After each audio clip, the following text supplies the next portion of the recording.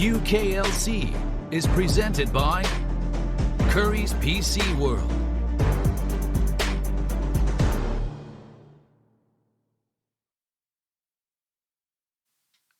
Hello, ladies and gentlemen, and welcome to the UKLC playoffs, baby.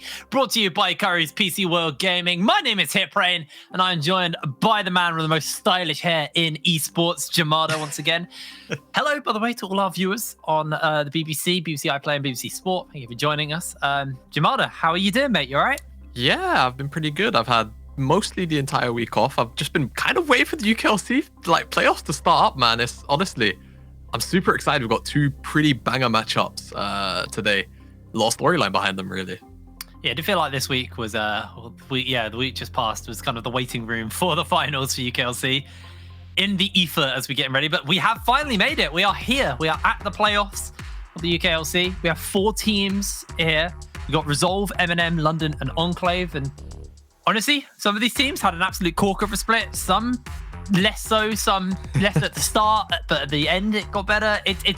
We got a real mixed bag here. I think Resolve were obviously the obvious team to talk about. They had an incredible split, 14-0. Yeah, I think realistically everyone knows Resolve are the team to beat. MNM, we spoke a lot about them at length at the start of the split as potentially being that contender, that team who at the very least could not allow Resolve to go an entire split, without dropping a game. We saw how close that first game was at the beginning of the split. They weren't able to actually take them down in that matchup. They had the rematch a few weeks later, and it was pretty one-sided, and Resolve have looked pretty much unchallenged since. So it's going to be interesting to see how they'll match up today in this best of series. It's obviously going to be a scenario that does change dynamics in games. And of course, now on our screens, we have London, who have ended up being the team that's finished second. And playing into Enclave, of course, later on today, I'm expecting pretty good things out of them. I think it is going to be a slightly draft-heavy sort of series, particularly because I feel like both these teams actually might end up being closer than a lot of people think, especially with Enclave being on such an upwards trajectory. Yeah, Enclave definitely have put a massive performance in the last few weeks. We're actually watching a replay of these two playing versus each other.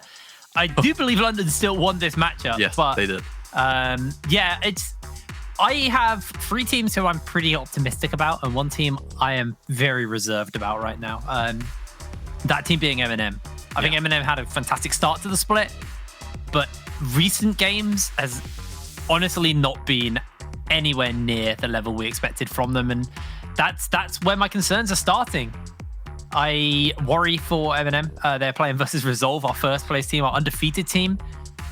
Realistically, this is going to be an incredibly tough match, and if they can find the win here, that'll be a bigger upset than finding out about Santa. Gee.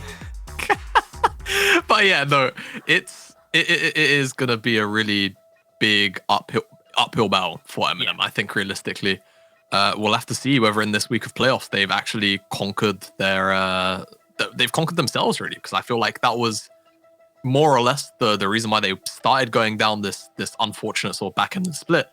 They were losing to themselves, whether it was some of the drafts were a little bit shaky. Whilst I didn't really pick on it during the split, I've gone back and reviewed, and I'm not necessarily too sold on everything that they do inside of the draft phase. Is it fun to watch? Yes. Is it necessarily good? No, because they consistently put themselves in positions where they have to be ahead. And I think into a team like Resolve, whilst it might be nice to try and test your limits and try and push Resolve to the edge mechanically, we've seen teams at least attempt to do it, and it's obviously not worked. I mean, we're one of the teams that attempted to do it, and it didn't work. We need to see a different approach from them, I feel. Well, let's have a little look at our bracket. I mentioned that obviously it's going to Resolve versus MNM, but our other matchup is going to be London versus Enclave. These are 2 matchups we got coming up today. If we quickly just bring up the schedule as well and just see when everybody is playing, it's fairly obvious it is on the bracket, but we're starting the day off with Resolve versus MNM and then London versus Enclave. Now, these are 2 best of 3, so we could be in for 6 games today, hence why we got the earlier start. But yeah, we could be in for potentially 6 games. I don't think we're in for 6 games, if I'm going to be honest with you. I think we're probably in for about 5 games. I want to go down our predictions. Yeah. We didn't actually do a graphic today, so this is just No. going to be us kind of doing it off the cuff. I think Resolve are going to 2-0 their game versus MNM. Yes. Even if MNM are on form, I just think Resolve just looks so good. The London versus Enclave game, I genuinely don't know who's winning that game. Like, it's so hard for me to call. I know it's a 2-1, and I think if you really pushed me, I'm gonna be a bit spicy, and I think it's gonna be an Enclave 2-1. Jamada, what are your predictions for today? So yeah, with the MNM Resolve game, I think whilst yes, I want to vote with my heart and say MNM have a reasonable chance of taking the series, I think there's just so much growth to hop from 1 week to the next to realistically actually take down Resolve. Now, I don't think it's an impossible task, but I think it's it is a Herculean one. So I realistically think it is just going to end up being a Resolve 2-0. It would be nice to see them actually take a win off of Resolve, but I think Resolve just progressed too far. And as far as the London Enclave game, I agree with you. I think it's going to be a 3-game series, but I do think it will be London that end up taking the crown, unless Enclave have undergone some tremendous growth as well during this week, which again, we then can't rule out that London have gone through the same process. We should be seeing, realistically, I feel London take the series 2-1, but it could very easily swing either way. Yeah, I think that second series is going to be a very tight one. I think this series, for me, it's watching Resolve's, watching their growth across the potentially 2 games, potentially 3 games, see how they adapt to what MNM do draft. I think, though, for MNM, we need to talk about what their win conditions are, because, we are maybe writing them off a little bit in this matchup, but they are still within a chance. They are still a playoffs team. They are still one of our top 4 teams in the league. What do we want to keep our eye on then, Ramada? What's like the key thing for NM to do if they want to take the win versus Resolve in this first game? I mean, I think for me, I need to drastically see the draft swap up. Whilst it's been fun watching them over the course of the split, pick these kind of compositions where, they do need to get ahead, right? They have champions that don't necessarily scale too well. MNM seem as a sort of characteristic of theirs, like they want to play teams that are early to mid game geared. But I think into Resolve, whilst yes, Resolve typically sort of draft towards mid to late game, usually, it doesn't normally matter, and they're just ahead at 15 or 20 minutes, almost religiously. So yeah. I don't know if this playstyle is going to work into Resolve. I feel like you might actually be better off trying to sort of draft to late game. Resolve as a team, they normally draft very engage heavy, very, front to back-esque compositions. So I feel like realistically, MNM, as long as they've done their homework, they can draft into that. It's not hard to draft into front to back compositions. Yeah. So I think I need to see a swap up, a slightly more traditional kind of draft to what we're seeing in some of the major regions, really. Yeah, I think it's ease of execution, isn't it? Really. Yeah. I think it can be boiled down to that. Trigger word, but we've swung around madly for the last few months, but it is one of those things where I think you go into this game as MNM, you could draft the biggest brain comp in the world, but realistically, versus a team like Resolve, is that going to be enough? It could be if you pull it off perfectly, but we haven't seen MNM playing perfectly. Exactly. They have proven to us, and it was something I sang praises about them in the beginning of the split. This team are amazing at team fighting. Yeah. They're a really good team fighting team. And I remember back in, it was like week 2 or week 3, I even said MNM are probably the only team who I think could theoretically go toe-to-toe Resolve in a team fight. Now, do I still think that way? I don't know. I think their recent couple of weeks haven't really been quite to that level. But if they go for something, you draft like the Malphites, your Gallios, your Jarvans, you're kind of like easy to engage, let Harry sit on the back line and just free fire and kite around the edge of these fights, I think you're in for a much stronger chance than if you try to play like a 1-3-1, an early kind of snowbally game team comp. I think if MNM go into this first game with a kind of clear head and draft ease of execution, I think that is what I want to see from them. Because I think Resolve, no matter what you draft, like you said, they are really good at pulling ahead early. Yeah. Have I frozen? My camera's frozen. You have, really yeah. Undignified place. It could have been a worse freeze, but yeah, I think for Resolve, that's kind of the thing. They've kind of been drafting relatively the same, but at the end of the day, they've not had to really differ much in play style, and it has characteristically been a very late game or / mid game geared compositions that they've been working with, but they always pull ahead in the early game. And I think whilst MNM, you could say, if we're talking like theory, all right, MNM draft early game, they halt Resolve from doing that. But then you have to have the execution to actually win out in the mid game and close out before the scaling starts to kick in. You have to accrue a big enough gold lead to do that. Against a team like Resolve, I don't think it's really, you know, it's the higher variance play. So I would hopefully like to see them try and adapt in this first draft phase in particular, to see if they've actually sort of gone, all right, we have to revise our playstyle. Well, let's hope that this game is more flattering for an MNM than it is for my camera freeze right now. We're going to throw to a quick break, and when we're back with our first game of the day. Don't go anywhere. See you in a second.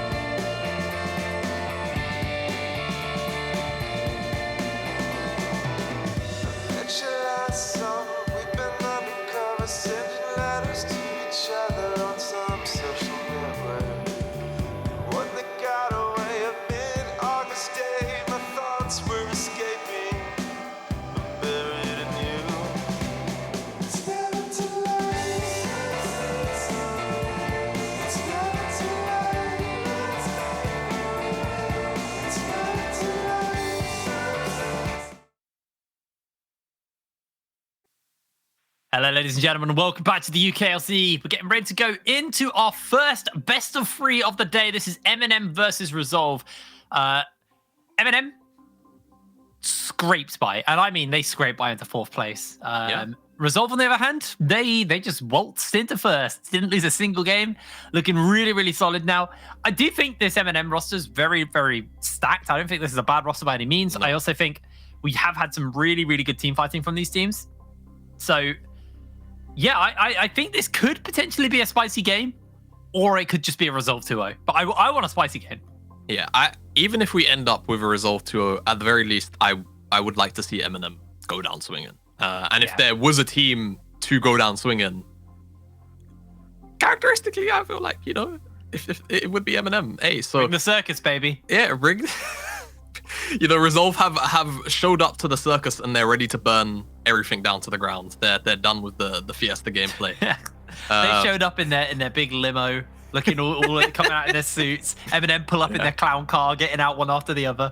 We are getting ready, as we are now, into picks and bans, and maybe we're taking a few cheap shots at MNM, but we love them really. I think we could be in for a good game here. Now, the Azir ban is going to be the first one. Pretty much standard, blind pickable mid laner. It's just solid wave clear, solid team fighting. So kind of an expected pick. We're probably going to see a lot of in picks and bans over the course of the next 2 days.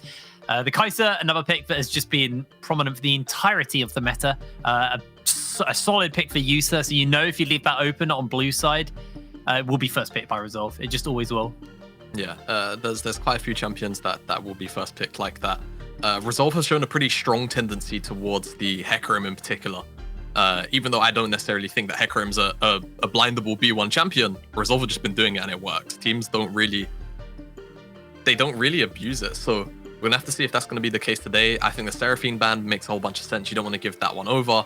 And now from the point of Resolve, you kind of can go down any route you want. If they remove away something like the Udyr, which they're not necessarily pressured to do, then it sort of just shapes up for Resolve B1 on that Hecarim, like we've seen a lot. We could also see a Rel ban if they don't want to have that sort of be the response if they're not looking to take Rel themselves. Yeah. So there's a lot of options. They're actually going to remove away the Lilia, so they are pinching really hard.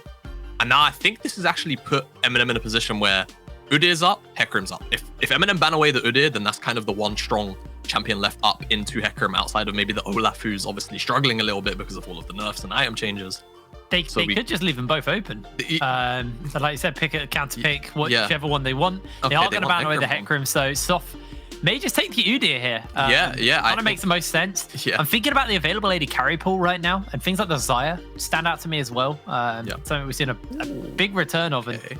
That is actually Senna. Ooh. How did I miss Senna? Senna obviously open. So bit of a kind of, this is the modern meta, and this is a couple of patches ago meta. There with the Olaf and the Senna locked in for MNM. Yeah.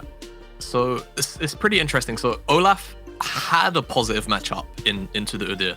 I actually did some testing with Soft, funnily enough, and it seemed like it was a positive matchup for the Olaf. You can relatively keep up in pace with the Udyr.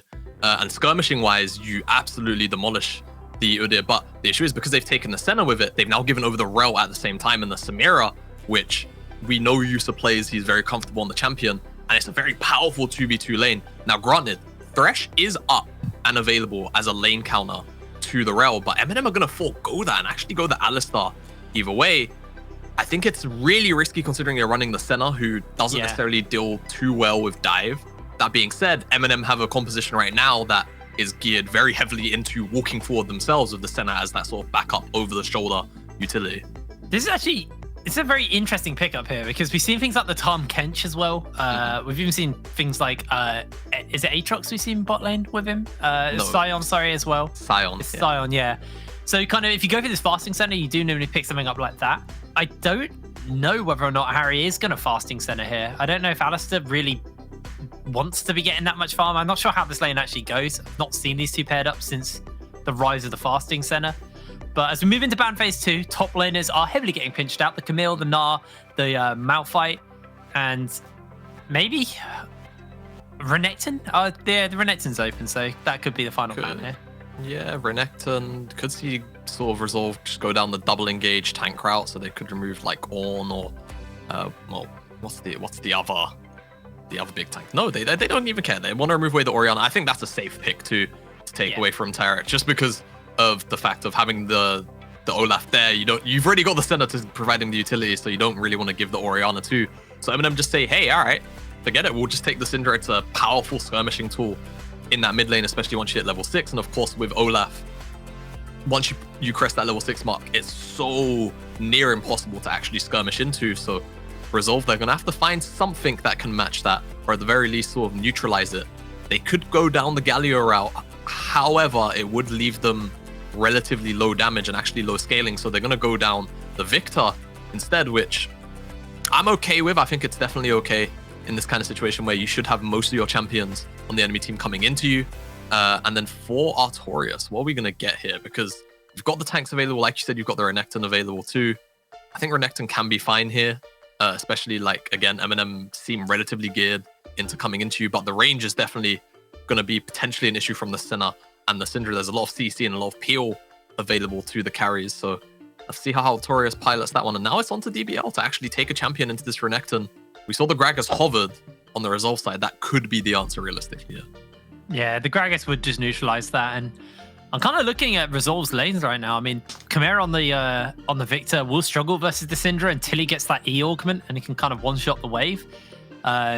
Bot lane, I'm interested to see how this goes, but it feels like it'd be quite hard to get onto an Alistar Senna, even with the likes of the Rel. So could be pretty interesting lanes here. I feel like MNM have actually got themselves some pretty nice lanes. Now, the final lock-in was that Maokai. I don't think I've seen much Maokai versus Renekton. We've barely seen much Maokai this split, and when we did see it, it was at the beginning, and that was like Imperial Mandate support Maokai. Yeah. So talk to me a little bit about this top lane. So I imagine that Renekton should just outright gain lane priority very early on into this Maokai. Maokai doesn't really have much of an answer to that. He doesn't have great wave clear of his own when it comes to dealing with a big crocodile like that. I think as time goes on, though, you're not really looking at a lane matchup here. You're more or less looking at a champion that can just press his buttons on champions like Udyr, for example, just keep them still, keep them away from diving forward. And also sort of if the likes of the Samira, dives forward, you can always interrupt dashes. You can always stop her from using the ultimate if she does get the passive stacked up. So I think in that kind of way of looking at it, this Maokai pick is definitely fine. I think, though, you could end up yielding a lot of lane pressure. I think very early on as well, Maokai can actually be prone to dives. When you're talking about Renekton plus Udyr, there's a lot of burst damage that can come out in the space of, the Ruthless Predator and then the Bear Slap. So yeah, I think it's an interesting pickup in terms of the game as a whole. In terms of the lane, I think it's going to be a little bit tricky to pilot. I do think Resolve, with what they've kind of put together here in this game, they are looking to play towards what you were talking about at the beginning of the broadcast, this kind of mid to late game team comp. The Victor wants to get his augments, wants to get a couple of items under his belt. The same thing for the Samira. She wants to get that shield bow, wants to get that collector really in the pocket, and then look to try and go for the fights from there. While MNM, actually, you got the Syndra, get some pretty decent lane priority early. I want to see Tyrex basically kind of move around the map in tandem with Kazero, and look to set the game up from there. This bot lane, I don't actually know who wins this bot lane, genuinely. Yeah, so because the Senna wants time, right? So Senna wants time. Senna, however, is actually a relatively strong laning champion. I'm not too sure how I feel about the Alistar in Terrell. We'd have to speak with Orcs. Even though I've seen the matchup, plenty of times now, I still feel like Rel is just fine into Alistar. And when you have the Thresh there as a potential sort of just, everyone knows Thresh is the champion that deals with Rel in the laning phase.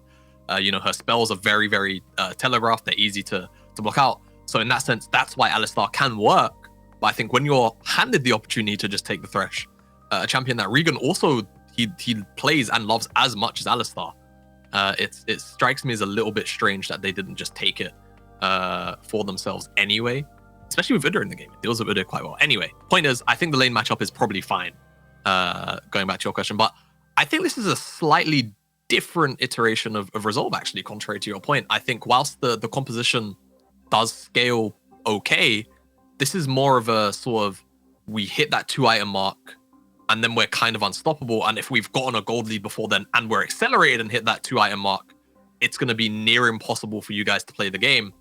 So I don't think this is a Resolve have put themselves on an execution sort of timer by any means, because I don't think MNM's composition scales crazily or anything like that. Yeah. But of course, they do have the center of Maokai, so if the game does progress past, let's say, 30 minutes, and DBL hasn't been crushed into the floor and he's actually got gold income, I think when you're talking about Senna, Maokai, and the Olaf sort of just, or the Olaf and the Maokai diving forward, or even playing Peel with the Senna there, Resolve could have a bit of a hard time. 30 seconds until minions spawn. They're really good, but we're on to the Rift for our first game of this best of 3 between MNM and Resolve. The defensive lines have been drawn. No early game, no early series cheese, let's say, from either team here. Yeah, we're not gonna. That's one thing we've been pretty light on this split. I feel like a lot of the time in previous splits and years, we've actually had a lot of level 1 action. This split, not so much. I think you can count on one hand how many times we've had a level 1. Yeah, we really haven't had that many. Tourist and DBL just going to go for a light skirmish here, but Sapling sits in the bush. Yes. He's tactical. He doesn't want to get ganked through his tri-bush. No, he does not. Junglers starting up on their bottom side of the map, so they will be clearing upwards, which could lead to a nasty gank if you're DBL. Like you said, Bear Slap coming in from the Ruthless Predator from Notorious could actually get you CC long enough to have to either burn a summon a spell or potentially just die. Yeah. I mean, depending on how stacked up the wave is and how healthy or not healthy DBL is, it can actually be a pretty nasty gank setup. So we'll have to see how he fares, as having taken Sapling level 1, his level 1 is not too great, and you can see he's already starting to yield a little bit of priority in his lane. And on the bottom side, no Thresh. With this center means, ooh, nice pull to interrupt the knockup, but it means just no prio here as DBL getting beat up on. But he does have, of course, his passive. But he just has to be careful, because if Soft comes up here and this wave is stacked up and he's a little bit low, it can be dangerous. They do know where he is, thanks to that ward that had been placed down just a moment ago. Yeah. So got a bit of information on Sorex's clear. Oh, wow, he is back to nearly full health already. Okay, Maokai. Doing Maokai. Yeah, just Maokai things. He is down heavily in farm, though. Every time he tries to step up to pick up any CS, Notorious is able to trade out with him. It is nice for our observers trying to show you the stats and the runes for DBL's running, but because of our graphic, it's cut off perfectly where it is. So, but he's running Grasp, Demolish, Bone Plating. I think that's Revitalized. That is Revitalized. Yeah, it's Revitalized. He's running Mana Flow Bland and Transcendence. That's his runes. Very strong rune page there for Maokai. Does like Mana Flow. Once he gets it stacked up, he can kind of just stay in lane, more dependent on HP, which of course he's got so much passive healing that it shouldn't really be an issue. Resolve had priority. They were trying to start up on this crab, but there's loads of pings coming down. Resolve want to try and get double skull. MNM want to at least secure 1 skull for Kazuro. Let's see how this plays out, because Resolve have priority in the mid lane. It's going to be Victor moving first. Yeah, they're not going to be able to actually get the crab in time, but that's going to force the flash out as the gravity field is big. And Tyrex, good scout of the week as well to stop the advance of Resolve. Yeah, so pop the ghost. He was ready. He was down to skirmish right there. So good scout of the week, as you call out, to prevent that fight from happening, as Jungle is just going to return to their camps, start up the next cycle there, as it was a nice attempt by Resolve to try and secure double skull for their jungler, but not quite enough in the end. Ooh, DBL getting really chunked out here. Conqueror building up that. Honestly, that Arcane Smash could have been the difference between getting flashed on under your tower and dying there. Meanwhile, in the mid lane, Tyrex is out of mana and out of health, so having a pretty rough one. Taurus is actually just going to proxy farm the wave. And not only that, DBL is missing out on quite a few minions underneath this tower. That's at least 3 there. He's going to miss almost 6 creeps, as Regan's actually made a rotation. Wonder if he'll go for an aggressive play. It would be within his catalog of aggression. Tyrex does still have flash, but Regan's come over and hasn't actually been spotted out by any wards. Yeah. has got the flash, has got the ignite. Tyrex has to be so careful. The problem here is Chimera has no mana. So the follow-up is limited at best, but Tyrex goes in, goes for a full combo, and Chimera now just making his way out. Yeah, Regan's going topside. I'm actually surprised Regan didn't sit in the Raptor bush and look for a flash underneath the tower. That would be such an MNMA play, but they opted against it. And Regan, for now, he's playing River Alistar. He's a gardener. He just likes being in the bushes. Gonna return back to his lane eventually, I'm sure. As Resolve, the bottom lane, recalling in tandem, looking for information on the map. Not actually going to drop a ward like we normally see on the Gromp, because neither of them have a ward in their inventory. Only the control ward of Fast-Legged available, which he's just placed there, so not too much, as this game is a lot quieter than I thought it would be in the first opening act. Yeah, I think both of these teams playing this very respectfully. We did see this a lot from Resolve. Even in their games when they've secured playoffs, they were still very respectful. They were still not willing to take risks averse, unless they had, you know, a good percentage chance of pulling it off. And feels like that's kind of what Resolve are looking to do now. They're chilling. They know Soft is able to kind of run around the jungle as he is right now, taking that taking the dragon for his team. Crab's actually been taken by Artorias, so there's no cross-map play coming out from Kazero. But both of the junglers are in this bottom side of the map, just looking to shove Harry and Regan's wave in to Yusa and Fast-Legged, I think. And that is just going to give them a nice reset, while Soft continues farming away. Yeah, Soft going to be doing his jungle camps. Yeah, again, as Kazuru's going to hand off this blue buff. Tyrex has been pretty liberal with his mana usage, as you can see. So he's going to need that one to stay afloat in the lane. Chimera has actually consistently found lane priority in the mid lane, bar that one time we saw Chimera himself out of mana.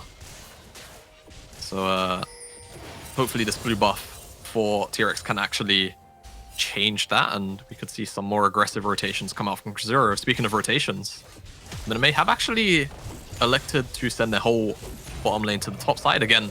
Something that we've really only seen out of UKLC teams, I feel.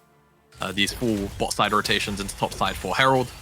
And the setup isn't too terrible for MNM either. They've actually got Kazuro, who's just cleared his whole bottom side jungle up into the top side too.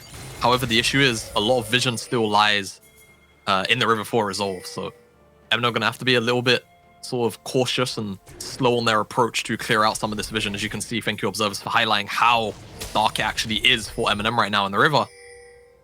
Have to take it wave by wave, as I think they would have seen Kazura actually slip in to the river here, and given Chimera was hugging the bottom side pocket of the lane, I imagine that was the case. Yeah, I think they have the information to work with. Can see there's a slight gold lead accruing for Resolve at the moment, mostly through this top lane. There's a 700 gold lead there for Artorias over DBL. It's 73 to 38 CS right now. It is tragedy for DBL. But, you know, you kind of expect that when you do play this weak side tank into the Renekton. So I don't know about his use will be later when he's kind of the frontliner and the engage for the team and a big CC bot. But at the moment, he will struggle in team fights, because I like to have a quick look at his items. I don't think he's really got much. Yeah, it's a couple I mean, to be fair, Ruby. Artorias doesn't have much either, but he's definitely still outstatting DBL, and that's the important thing really on the side lane. As you can see, looks like he's got full lane priority. He's halfway up to the mid lane. Already making the rotation over Resolve, looking to commit onto this Herald. And it's just a nice hover rotation coming out from Artorias, just in case something does break out here. Means that he wouldn't have to actually burn the teleport, and he's got teleport advantage over DBL either way. And despite rotating up first, MNM looking like they're going to have to yield this Herald. Not actually willing to contest it, and that's just another neutral objective going over to Resolve at pretty much no cost. No response from MNM. Yeah, and MNM were in the area. They did move through that river, but they didn't get enough vision down. They didn't feel comfortable enough.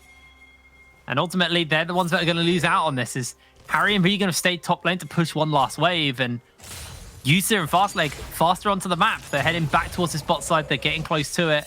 So they're going to get a bit of free time. They might even be able to get themselves a couple of plates here. unless DBL decides not to rotate and hold the wave while he waits for his bot lane to come. And if that's the case, the Notorious will get the plates. So yeah, I mean, I think the wave is frozen. No, I mean, if it was like an isolated lane, I think that would eventually push back out into Resolve's favor anyway. But we'll see what Yusa does with it.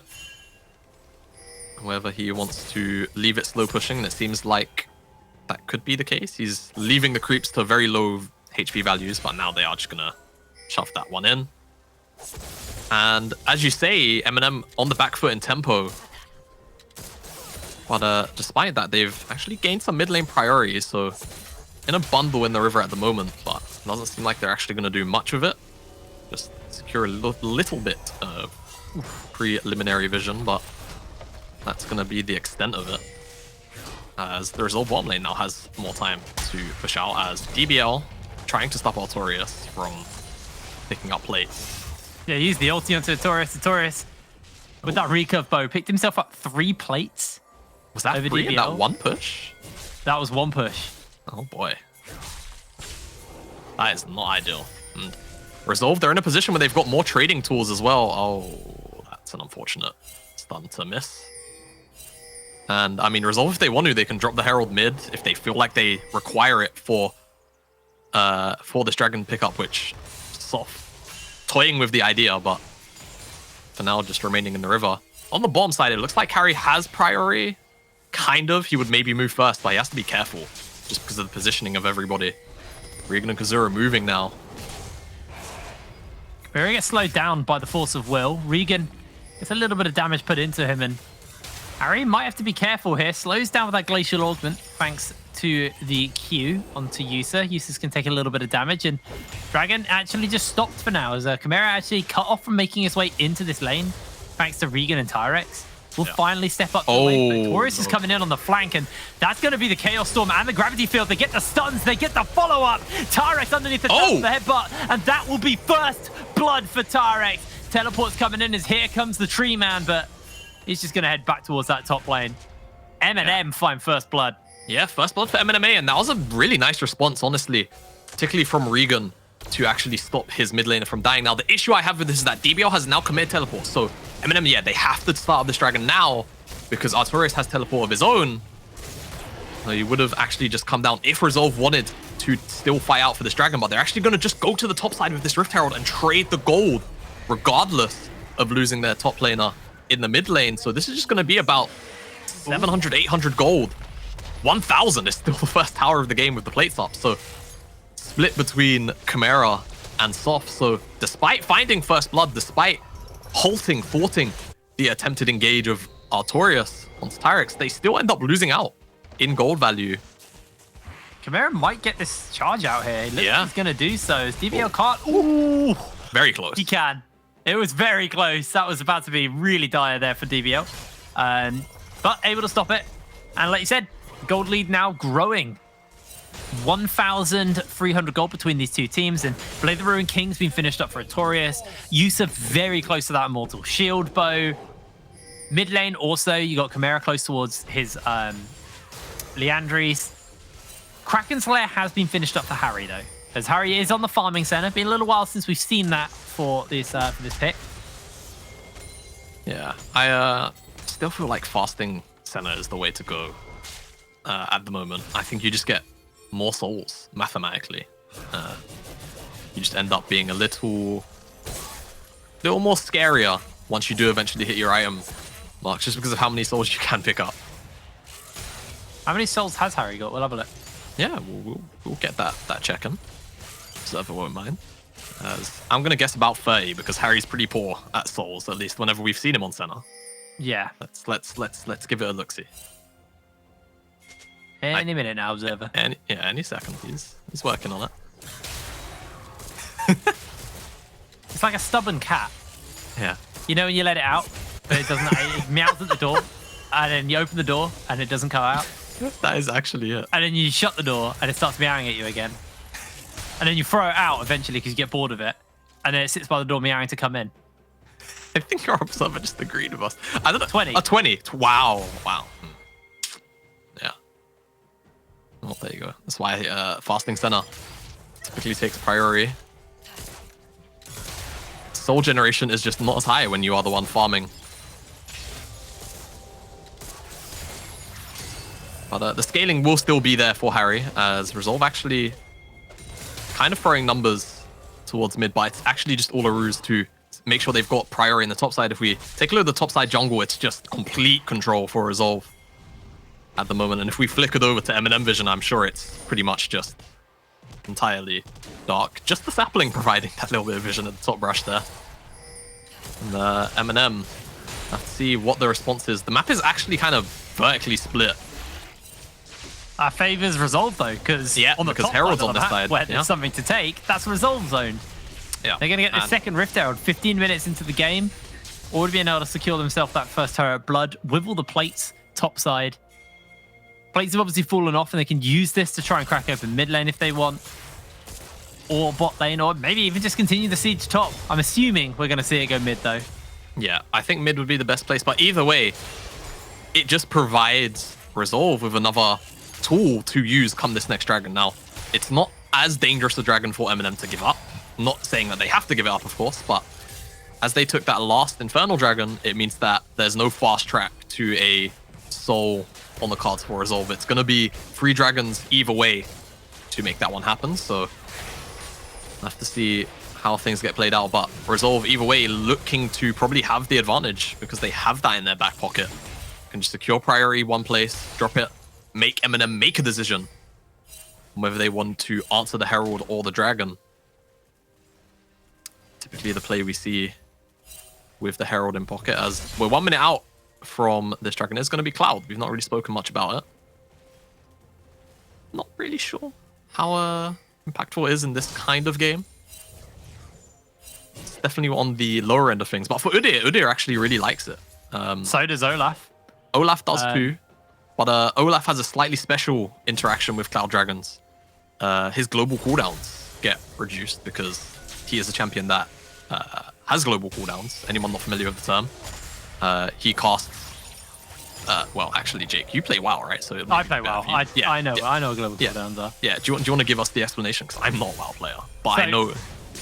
When you cast an ability, it puts all of your abilities on a basically a micro cooldown. I don't know how long it is on Olaf. Udyr, sorry. It's 6 seconds. 6 seconds. Is it 6 seconds? It's 6 seconds per stance, yeah. Okay, so yeah, so he gets a 6-second cooldown on all of his abilities whenever he changes stance, and he can't cast another one for that. But once he gets these Cloud Dragons, that gets reduced. So it means you can spam your stances and switch and change faster. Obviously getting that extra movement speed from bear stance and things, being able to refresh that as quick as possible. Really, really nice for him. Yeah, and MNM don't even look like they're going to be contesting this, and there's loads of pings coming down onto DBR right now.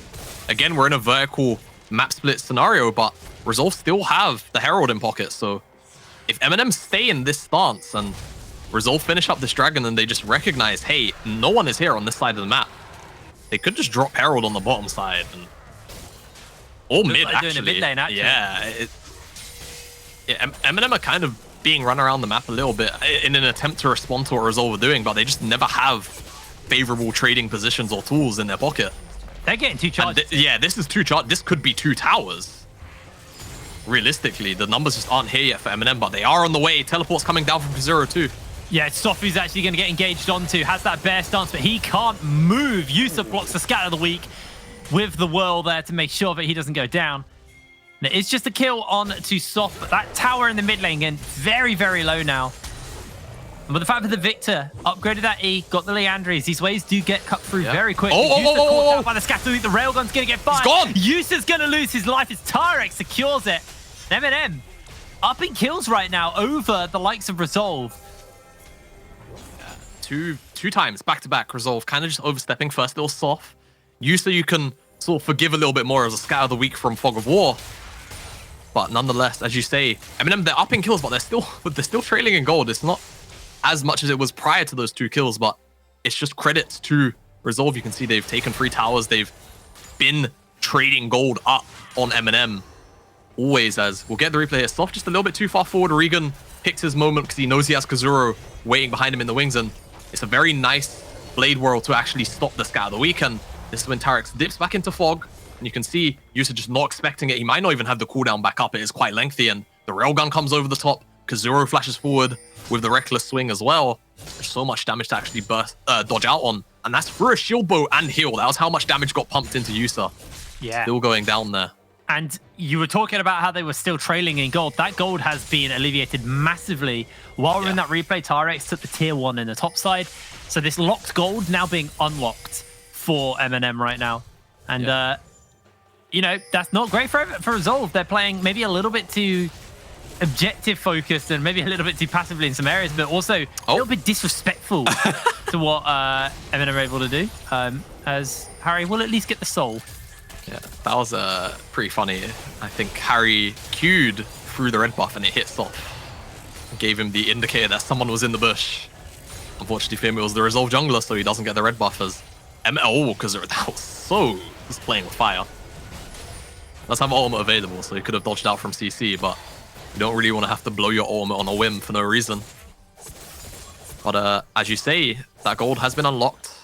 Resolve, since they've come back out onto the map, they have picked up some waves, some jungle camps, and the gold. Either way, at this kind of time, 500 is near negligible. Yeah. In fact, I think if you're MNM, you're happy with that, considering the state of the game and kind of 5-6 minutes ago. It was very different. Tyrex, 218 CS now on the Syndra. I believe has a Void Staff in the inventory. Yeah, it does, and has the Liandry's. So 2 items on that Syndra. Void Staff is a very efficient item and capable of a lot of damage. Yusa with the Blade Well eats everything, and the Railgun goes a little bit wide. A little bit overkill there from Harry, but just wanted to see if he could maybe snipe Yusa with lethal damage. Wasn't quite aware of how low he was, but yeah. Whilst the gold lead is actually near, well, there is no gold lead, pretty much. Hey, if we could actually flash back to the gold for a second, Observer. Look at the top side gold difference. It's still 1.5k, so you have to look across the map. It's actually MNM just kind of edging ahead in other places to make this a close battle, and you don't really mind if it's the top side of the map that's suffering from this gold deficit. If you want to think about it in that way, then MNM are kind of up. Yeah. Harry has a pretty big CS lead over gold lead over Yusa. Tyrex has a lead over Chimera. These are the 2 damage dealers. These are the people you want to have your gold lead. Yeah. Sure, Renekton for gold lead is wonderful, but it's almost somewhat expected in a matchup like this, and it feels like Artorias hasn't really been able to actually utilize the Renekton with this gold lead, while DBL happy going down. Got the Chem Tank, got the Bramble Vest. Yeah, he's quite tanky. We got hard for Yusa to deal with. Also negating some of that lifesteal thanks to that Bramble Vest. So we'll actually make Yusa's life a little bit harder if he just ults on top of DBL. So honestly, really nice pickups here. Where Harry got the Rage Blade, got the anti-heal, and got the Kraken Slayer. Ooh. DBL is kind of out of position. I don't think they'll be able to pick him up, though, Resolve. And honestly, yeah, MNM, they're in a fine game state right now. It could be a lot worse, and I kind of fear for Resolve as things go on. If Maokai gets tankier and tankier, they don't have a true tank killer. Yeah. Something to definitely highlight here. So if we go another 10 minutes and the game is as close as it is right now, DBL will nearly become unkillable. The Dragon's being started up, though. Resolve, first man to it. MNM, though, are trying to look to cut them off. The wave gets shoved in by Tyrex mid-side. MNM may just be looking to sacrifice this here. Great gravity field, and Kazero does have that Ragnarok. He's going to pop it and make his way into the Dragon. He steals it away, and there is the kill for MNM. Everybody gets caught out by the Nature's Grasp. Health bars on MNM. Very, very low, though. Same for Resolve, but MNM, they know they've got the inside track onto mid lane. They know this is the last tier 1 tower for them to take, and that will finally put MNM ahead of in gold. Yeah, and honestly, real nice to just blow up the Resolve support here. They should take down this mid-tier 1, but honestly, the wave clear seems like it is actually enough from Resolve, so they are going to be spared that unfortunate event, but Soft still beating out Kazura on the smite, and oh no. Soft's looking for him. This could be Resolve's first kill of the series, but the Railgun comes in, and that's enough to send Soft packing. Will get himself the crab. We are 24 minutes into the game, Jamada. Resolve have had a gold lead most of this game up until now, and they've still not found a single kill. Still not found a single kill, so we'll get the replay here, and it's just a better smite coming out from Soft. He reads the MNM A jungler kind of like a book, and you can see how much damage was starting to come out from the Victor onto the front line, and that dissuades MNM from actually pushing forward. And here, honestly, Kazura could have won this 1v1 if he wanted to stick on top of Soft, but he wasn't really sure of where the Resolve members were. He didn't want to commit to anything too crazy. And he's right in front of the Baron. If he dies in that kind of spot, all of a sudden Resolve in for a chance of taking down the big purple worm, so not worth the flip. And now we are likely going to return to a temporary stalemate until this next dragon spawns up. And it is going to be Soul for Resolve because Soft won out on that smite. If Resolve are the ones to pick it up, but honestly, come the next dragon, I would maybe, you know, ignoring things like setup and the circumstances of the dragon, if it's just a straight out 5v5, I would honestly give it to MNMA. I feel like they would be in a slightly more favorable position, golden items wise, to win out on that skirmish. Yeah. Harry, very weak in the soul department. You have 45 souls at this point, so... Oh, fast leg on that one, but fast leg getting heavily chunked out. A lot of damage coming in as Laser Beam's going to do a little bit back, and MNM forcing Resolve out of their jungle. If we have a quick toggle on the vision, we can see kind of who's got what in the area around this Baron pit.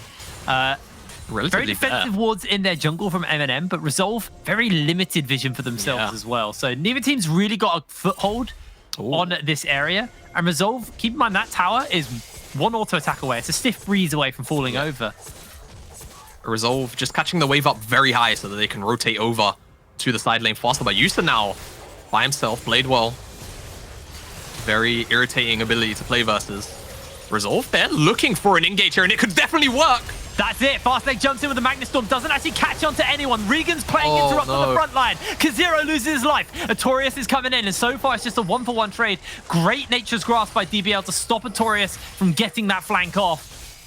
And Resolve trade 1-for-1, but now DBL looking to turn it around to Artorias as the railgun goes a little bit wide, and Artorias is going to get sent packing. Soft may find Regan, although Regan gets found out by Soft, and DBL jumps over the wall. They get the scatter off, they get the gravity field. Artorias pops himself the Dominus and now looking for DBL. DBL has to flash away. Can he survive? I don't think he can. Chimera's going to take him down. And Resolve for a blue buff. Find themselves 2 kills finally. Yeah, they find themselves 2 kills, all for a blue buff. MNM really adamant on taking that one, as we're just going to get the replay. And honestly, it's all off the back of Resolve. They were catching this wave super high. It gives Fastleg this angle, and it's 2 very quick flashes from T-Rex and Harry, so that's the job done. But MNM, they're too focused on moving forward. If they just back away, take down Fastleg, that's just a 1 for... Oh, they don't have to drop the jungler there, but Harry... what are you doing? Harry solo is able to heal for the moment. Sustained himself as Soft's coming in. Harry's still alive. Oh my god! Back. Here's Artorias. It's a double kill though for the Cinder in the meanwhile. So much to kill the AD carry, and they can't even find him until they lose too many members. Teleport's coming in as well from Kazero, from DBL, who are actually looking to run Chimera down. Chimera is able to get away with the movement speed from the Q. And Harry did a fantastic job of surviving as long as possible. Got that rapid fire cannon finished up. And Artorias gets a good scatter off onto Artorias. They've used the Ragnarok. They've got the Chaos Storm, and Artorias finds the kill. Is finally going to get the takedown. Tyrex is slow for the moment. They get the slash with the Soft, and the Gravity Field's going to do a lot, but there's the laser beam onto Tyrex. Soft continues the chase. Tyrex is just cooking down to the Phoenix stance. It's 750 gold in the pocket of the Deer. DBL gets the 2-man Arcane smash down, but the Gravity Field will weigh him in place. And Resolve finally start to find themselves some team fight wins. I'm just not sure why MNM felt it necessary to go for this. And now Resolve, I mean, this should just be Baron. I don't see any reality really how MNM would actually steal this away. So looks like Harry and Regan, they're going to attempt to at least trade out on this dragon to stop Resolve from getting Soul and Baron at the same time. Just a little more over-aggression really from MNM off the back of a really good, you know, teamfight skirmish where they found 2 members and only really dropped 1 for it. It's just going to be the Baron going over to Resolve. No Soul will be the answer, as it starts off with Harry just staying 1 more auto for that tower, and it's a very good engage, but Harry just stays alive far longer than he deserves to. The stun after Yusa actually flashes forward, so he's not able to cast the Infernal trigger, and the headbutt pushes Soft over the wall. No flash, remember, he's Ghost Udyr. But because of the teleport from Artorias, that means he's able to take down Harry on the backside. And once this teleport comes down, this should kind of just be the play, but MNM, they feel like they can still fight because they've got numbers advantage. But look at Regan in the back of that fight. He was recalling, ready to leave and come back out onto the map. So this actually is just a 3v3 where Soft has a flank angle because MNM didn't elect to chase him down off the back of that skirmish. messy, really. Eminem should know Udyr is around and will be on the way back. So DBL has to donate his life as well because he's not going to make it out of that one. And now we come back out into live where Resolve, they've got themselves a 3,000 gold lead. Got the Baron in pocket. They didn't pick up the soul. Taken away by MNM, but it's just messy, really, from the Academy side as gold graph on our screen. Finally, some kind of boom of a gold lead. It feels like the first time that it's really been much larger than about 1.5k. Have to see I have what to give Resolve props do. to M&M. They have done a good job of kind of stemming the bleeding versus this team for a long time, but now with the Baron buff in hand, from a couple of bad team fights, Resolve have finally pulled themselves a significant gold lead, and I think this is now when M&M are starting to feel the power differential between their two teams. Yeah, potentially, but I still feel I would maybe give the edge in scaling to this M&M side just because of the center and the Maokai. Once he does get a few more, like one more completed item, and he's going to be really difficult to deal with. Yeah. I feel as, oh, Kazura recalls, doesn't get interrupted. And Resolve doing what they can with this Baron buff. Looks like they are going to just try and rotate out to this top side, lock down the final tier 2. Chimera going to go and tend to that wave. And I do agree, MNM have done a good job at stemming the bleeding, but I don't feel like they would have had to have stemmed the bleeding had they not gone for that fight after the fact, as Regan cautiously pushing up into his own jungle. Chimera's level 17. Very strong here, but mid lane of MNM is 16, so he's not trailing too far behind. Level 3 ultimates available.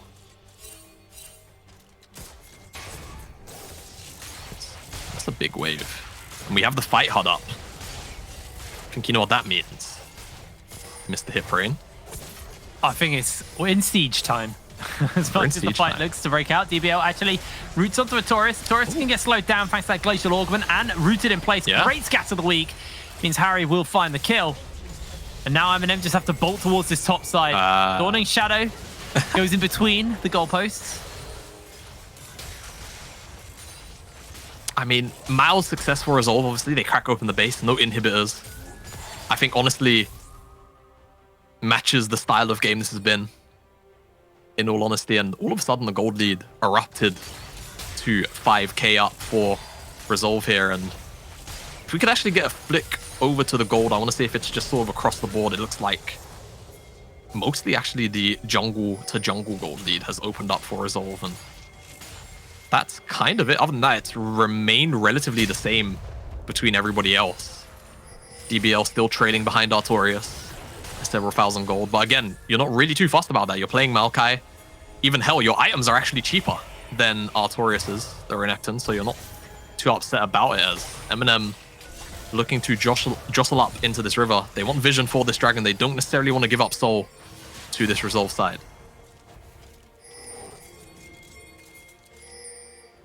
If M&M can get this and get themselves the soul point, that is absolutely huge. Artorias has teleport. Scatter the week goes a little bit wide here. Look at Regan, though. Waiting to try and find a jump over that pit. Not pit, over the raptor camp.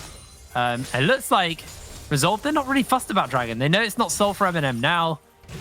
So they're quite happy just to try and rotate towards his top side. They've sent the Udyr up there, and somebody has to go answer that. But now M&M, they may just give up their foothold in the river to do this, to deal with the Udyr. Soft getting chased down by Tyrex, but Tyrex not able to actually make the damage stick. He misses out on the scatter of the week. We'll just clear out this wave. But now Resolve have the inside track on to the river and onto this dragon. Yeah, they do. And just a nice rotation before the dragon spawns up. They know that Soft is going to make it back down here in time. He's at no realistic threat of dying. And now M&M have to check into complete fog. See if they pay their due diligence. Looks like the answer is yes. But walking into this victory, so strong through chokes, is so dangerous. But Resolve, they give it up, and Regan, okay. No flash for the big cow, but let's see who picks up this dragon hit brain. He just wants to get Hex. Oh, look out, That's all Torius. it is. DBL comes in with a great flank. The Nature's Grasp has been thrown out, looking to catch onto people, but it's not going to be enough. A great scatter the weak into the headbutt pole. Dawning Shadow onto User. Already had to use his shield. Tyrex flashes away from Chimera. Torius looks to go onto Harry. Harry able to put some space out, but he is so low, and they find themselves the kills they need. Resolve, the health bars are low, but M&Ms are even lower. Massive Magnet Storm and a massive ace for Resolve. They're going to crack the base and take game 1 off the back of that one. This is going to be realistically game 1. The wave is there. The death timers are too long. And this is what I was talking about. Victor is so strong. He basically 1v2'd the carries of MNM Academy here on the backline. Unfortunately, Kazuro, DBL still too far forward into the Resolve depths. And it just meant that Chimera was able to just open fire on those carries. And I think this should just be it. The death timers are still really long. Soft can just tank up the towers. Once the minions come in, those towers are going to be significantly squishier. And Resolve, it was a much more tempered game than we might have expected, but they are going to pick up the win here. Game 1 going over to them, but MNM honestly didn't necessarily go down in the nature that they did in their Week 4 rematch. So this could be a much closer game 2 than we potentially were expecting, given how this game went. Resolve much slower to actually get going. Yeah, I really think that was a much better M&M than I expected. Sure, they lost that game, but they really went toe-to-toe with Resolve in quite a lot of the points in that game. I think the big things were Resolve were always trading up when M&M were kind of just matching them on a lot of the stuff, hence why the Dragons were able to snowball early. They were able to get both of those Rift Heralds, and even though Resolve were losing members, they were still up in gold for a very, very long period of that game. And M&M did a great job of pulling it back, but then they didn't really have enough in the tank to pull ahead. Even when they got equal in gold. So I think M&M, much better game than I expected. I really expected this to be a very one-sided series, but I do think, yeah, we could be in for a very, very good series. Now, we're going to break this down a little bit more, but before, we're going to throw to a quick break. So we'll be back for our breakdown of this game in a second. See you in a moment.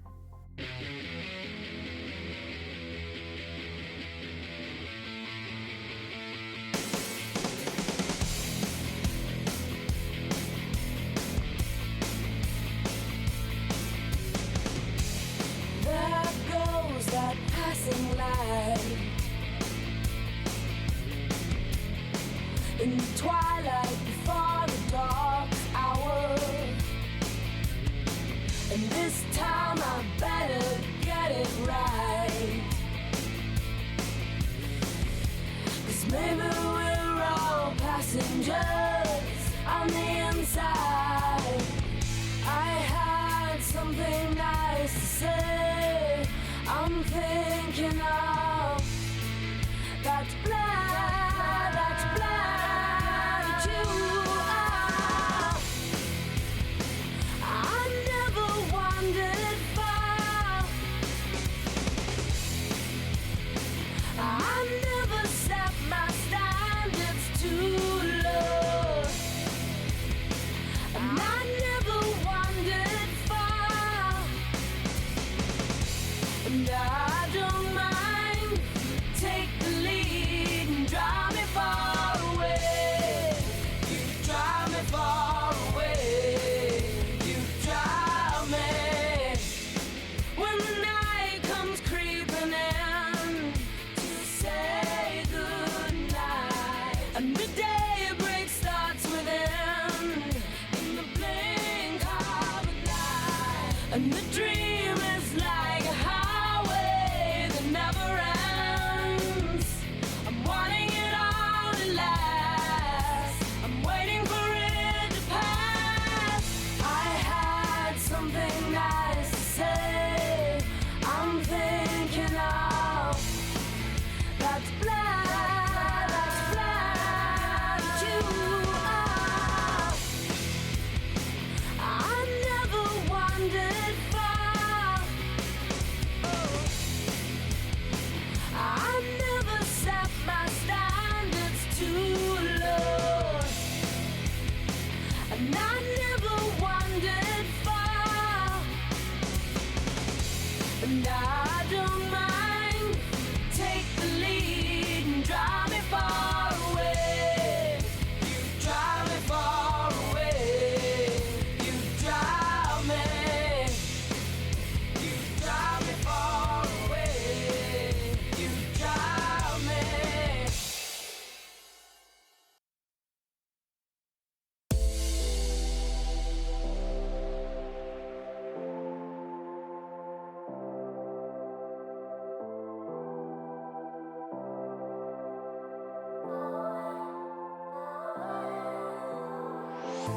must be dreaming.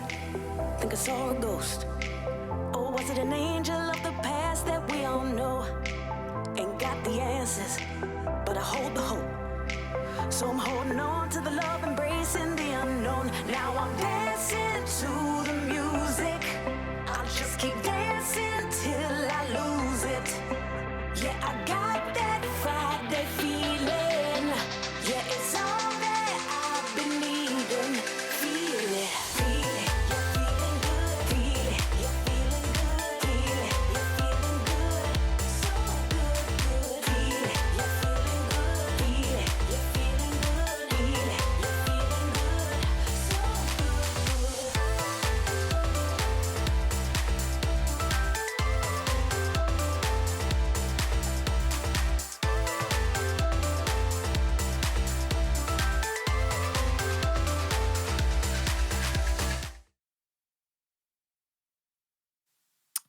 Oi, oi, Savaloy, welcome back to the UKLC playoffs. We're getting ready to talk a little bit about that first game between Resolve and MNM. Resolve, they did win the game, but MNM really stuck it to them, especially in that kind of mid-game stage where and they were just finding a few good picks, to be real. I mean, this was, I think, the Artorias dive onto Tyrex, which gave Tyrex first blood. And Tyrex had a really good game on the Syndra. Yeah, honestly, Tyrex was having a really good game on the Syndra, I feel.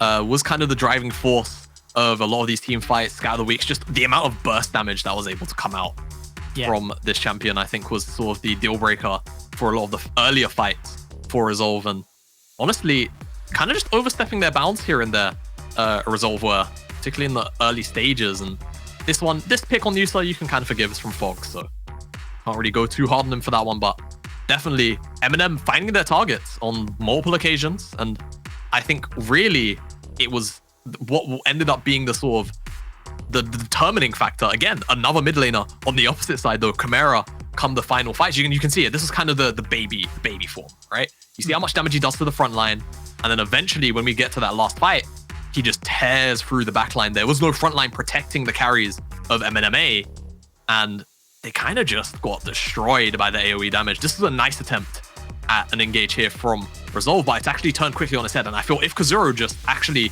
turns onto fast-legged and decides to actually just kill him instead, then you're in a much better position where, you know, you don't have to be in that kind of position where you end up dropping. And DBL gets caught out here.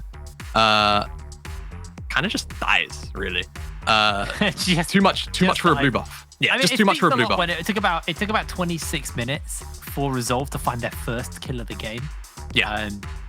And even when they found their first kill of the game, they were equal in gold to MNM, who had found several kills and were equal in towers at that point as well. Honestly, Resolve played this game very well to keep themselves neutral at all points. And I mean, they were ahead at one point, and MNM did a good job to pull it back. But I think Resolve just recognizing when they were strong and when they could fight, recognizing where MNM were warding and where the kind of vision was. Honestly, really, really solid stuff from Resolve to find that first win. Now, Jamada, you have your favorite player of the game as normal, so let's start drawing on the people's screens and seeing what you liked. Yeah, so this little skirmish here kicks off the back of the BL actually getting picked up in the jungle. Harry just wants to take down this tower. He's very committed. And you can see on the Resolve side, Artorias is resetting. Resolve are just coming out of the base. Fast-legged looks to punish it. Regan does a good job at peeling away. And it's just the stun from Regan that stops him from casting the Inferno trigger, which keeps Harry alive for much longer. The headbutt as well, you can see. So Soft, no ghost, can't actually get over, but you can see Artorias, he's teleported here onto this ward, and he's taken down the Senna. And from this point, MNM, they found a win. It's a 2-for-1. They even teleport DBL over, which I think is a little bit overzealous. And, oh, wait. Huh? I think it jumped. It jumped a little bit too far forward because of where the time difference there in where the plays happened. But still the back of the same play. Beg your pardon, that caught me off guard. I had to watch the clip through for the drawing board. And MNM, as you can see here, they find a pick onto Artorias, but it's a 1-for-1 because Kazuro's healing isn't actually enough to keep him through. And they didn't chase down Udyr, who you can see on our minimaps. He's right here. He's right here, sitting underneath the scoreboard. And because they've overcommitted so far forward, now it's just Soft comes in and just runs Tyrex down. Tyrex doesn't have flash. He gets the Scout of the Week, nice. The Twisted Advance comes down to slow him up, but there's just not enough damage to find lethal, and eventually burns down to the Phoenix stance. And it's just unnecessary from MNM, and this is kind of what turns the pace of the game fully into Resolve's hands, because eventually the play takes so long that Yuso and Fastleg actually respawn and they come back out onto the map, and they take Baron off the back of those two picks because Kazura is dead, the solo laners are dead, Harry and Regan aren't enough to stop an entire team's worth of Resolve on top of the Baron. So once they secured that one, it was just the entire map being opened up fully, or the rest of the map being unlocked, so that by the time the next Baron did come down, they could just push through the base. They cracked it open, and come that Soul Point fight, once MNM lost it, the base was already open, and that's how the game actually ended. So it all kind of rooted from this play, realistically. Just for a bit of information for you guys at home, we now have confirmation. MNM have chosen red side in game number 2, so the sides will stay exactly the same for these two teams. Feels like MNM, they were onto something. They liked being on the red side, so they did get that option. The way it works is the higher seed team gets selection on the odd number games, and then the even number games is to MNM. So the advantage is Resolve get side selection for 2 of the 3 games, providing, you know, it goes all the way. So it goes all the way, yeah. That, it looks like we are going to be on the exact same sides. I'm curious to see if there's any adaptation in the draft, what the adaptation would be, or whether or not MNM just so, you know what, it was an execution problem more than a team comp problem. And I think I'd be inclined to agree with that. I genuinely think MNM, they didn't have a bad draft. I think they had a good draft. I just think there was a bit of execution errors and stuff, and that was ultimately what cost them that game. Now, it's time for us to throw to another break, but when we're back with game 2 between these teams, so we'll see you in a second. Sunsets, high rise, you know you're on the floor, diamonds, good light, walking the golden door. Everybody knows that you want it more, more. Ice cold to the touch, we're gonna burn it down, bodies so hot until we hit the ground. Everybody knows that you want it more, more. It's not my fault. I don't wanna talk about it, not tonight. No, you probably think about it, but it's fine. Playing all the same, you know there's no amount, 'cause money makes the world go round. I don't see a problem till it makes me sick. Dollars by the minutes, I'ma spend it quick. No talking me down, yeah, I'm doing it now, 'cause money makes the world go round. Sun kissed on my lips, the way I want it now. Don't trip, never slip. They wanna take me down. Talk is never cheap, so you say it loud, loud. Say it's not my fault. I don't wanna talk about it, not tonight. No, you probably think about it, but it's fine. Playing all the same, you know there's no amount, 'cause money makes the world go round. I don't see a problem till it makes me sick. Dollars by the minutes, I'ma spend it quick. No talking me down, yeah, I'm doing it now, 'cause money makes the world go round. Spend it till it's all out. This is all I feel now. Money makes the world go round. Spend it till it's all out. This is all I feel now. Money makes the world go round. I don't wanna talk about it, not tonight. No, you probably think about it, but it's fine. Playing all the same, you know there's no amount, 'cause money makes the world go round. I don't see a problem till it makes me sick. Dollars by the minutes, I'ma spend it quick. No talking me down, yeah, I'm doing it now, 'cause money makes the world go round. Money makes the world go round.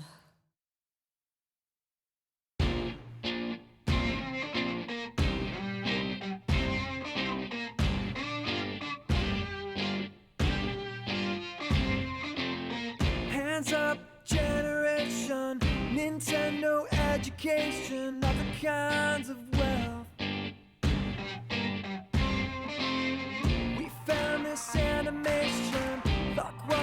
conversation, she's on a shelf.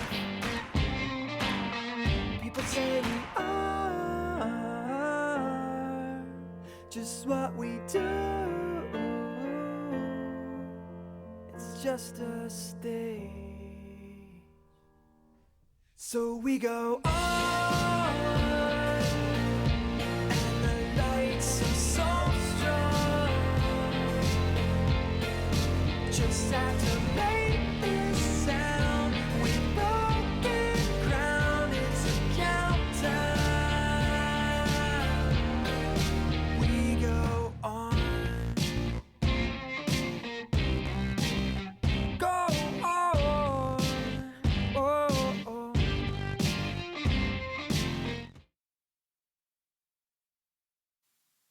Hello, ladies and gentlemen. Welcome back to the UKLC. We're getting ready to go into game number 2 between Resolve and MNM. Both the teams are on the exact same side as the last time, as MNM did select red side. So we're going to see how this goes as we head into Champ Select, see what the adaptation is, what gets removed, what gets kept in. I'm curious to see what the options are going to be. Yeah, I think if you're MNM, you feel kind of bad about that game. You was in a position where you realistically could have taken the W.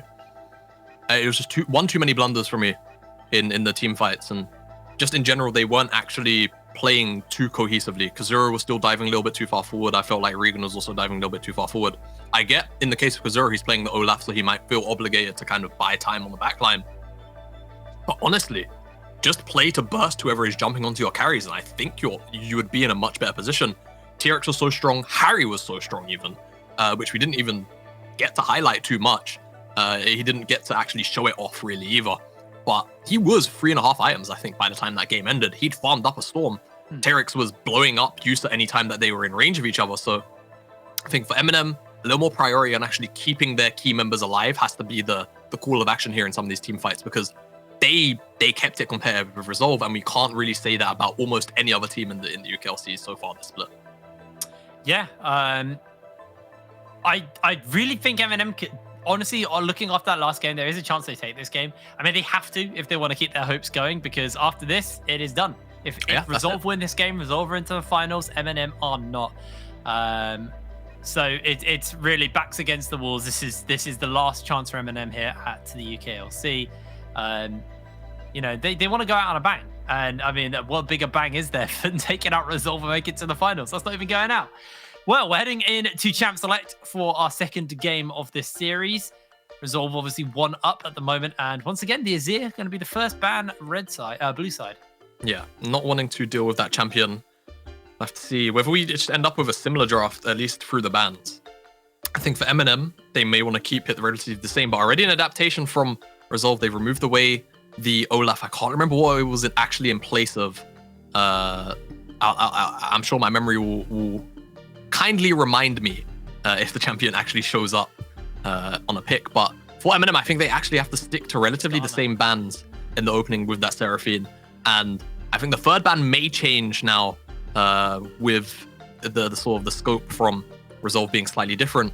So it was Skarner and Azir, but I can't remember what the third ban was from Resolve in game 1. Because yeah, it was Azir, Skarner, and Hecarim was on MNM side. They banned that from Soft. Yeah. So I think either way, it's Lilia. So Lilia. Now it kind of opens up the jungle pool a little bit, because there's 3 different junglers in the pool, and MNM are going to stick with the same ban. So let's see whether Resolve actually prioritize the Lilia or the Udyr. But I imagine with Olaf gone, they take the Udyr, because Olaf can match the Udyr in some of the skirmishes. Lilia a little bit different on that front. So let's see what the rotation is. They're just going to go down the Lilia Sinner. So kind of interesting. I imagine Resolve just take the Samira plus the Rel. If it's not broken, don't fix it, right? I don't think there's much harm in doing it, especially when they've got the Udyr already in place.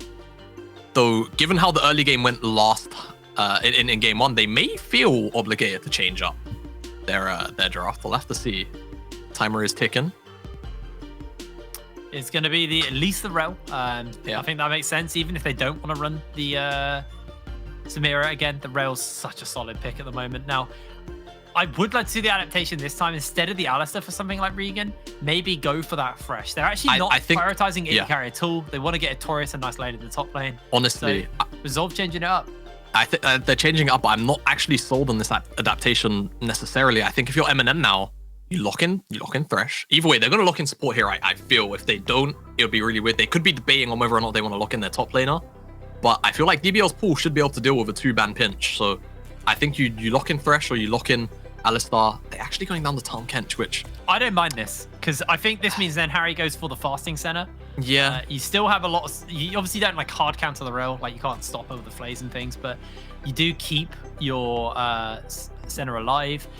The soul farming is just much better if you do go for the fasting center as well. So I actually don't mind this. I think this is definitely a better pick than the Alistair, at least for this lane. Could be.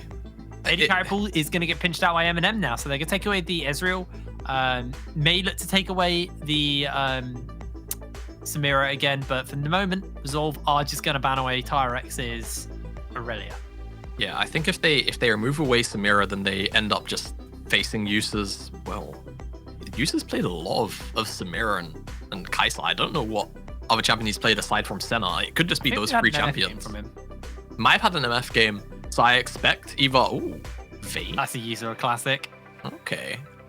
Maybe MNM have some more information available to their hands that we do not. But Resolve removing away the Irelia, don't think they actually did that the last time. So paying a little more respect to TRX's champion pool this draft around and see what the final ban is. A lot of teams did follow this up with the Fizz ban, but I don't feel like Resolve will feel too pressed about the champion. So we could just see a slightly more stable ban.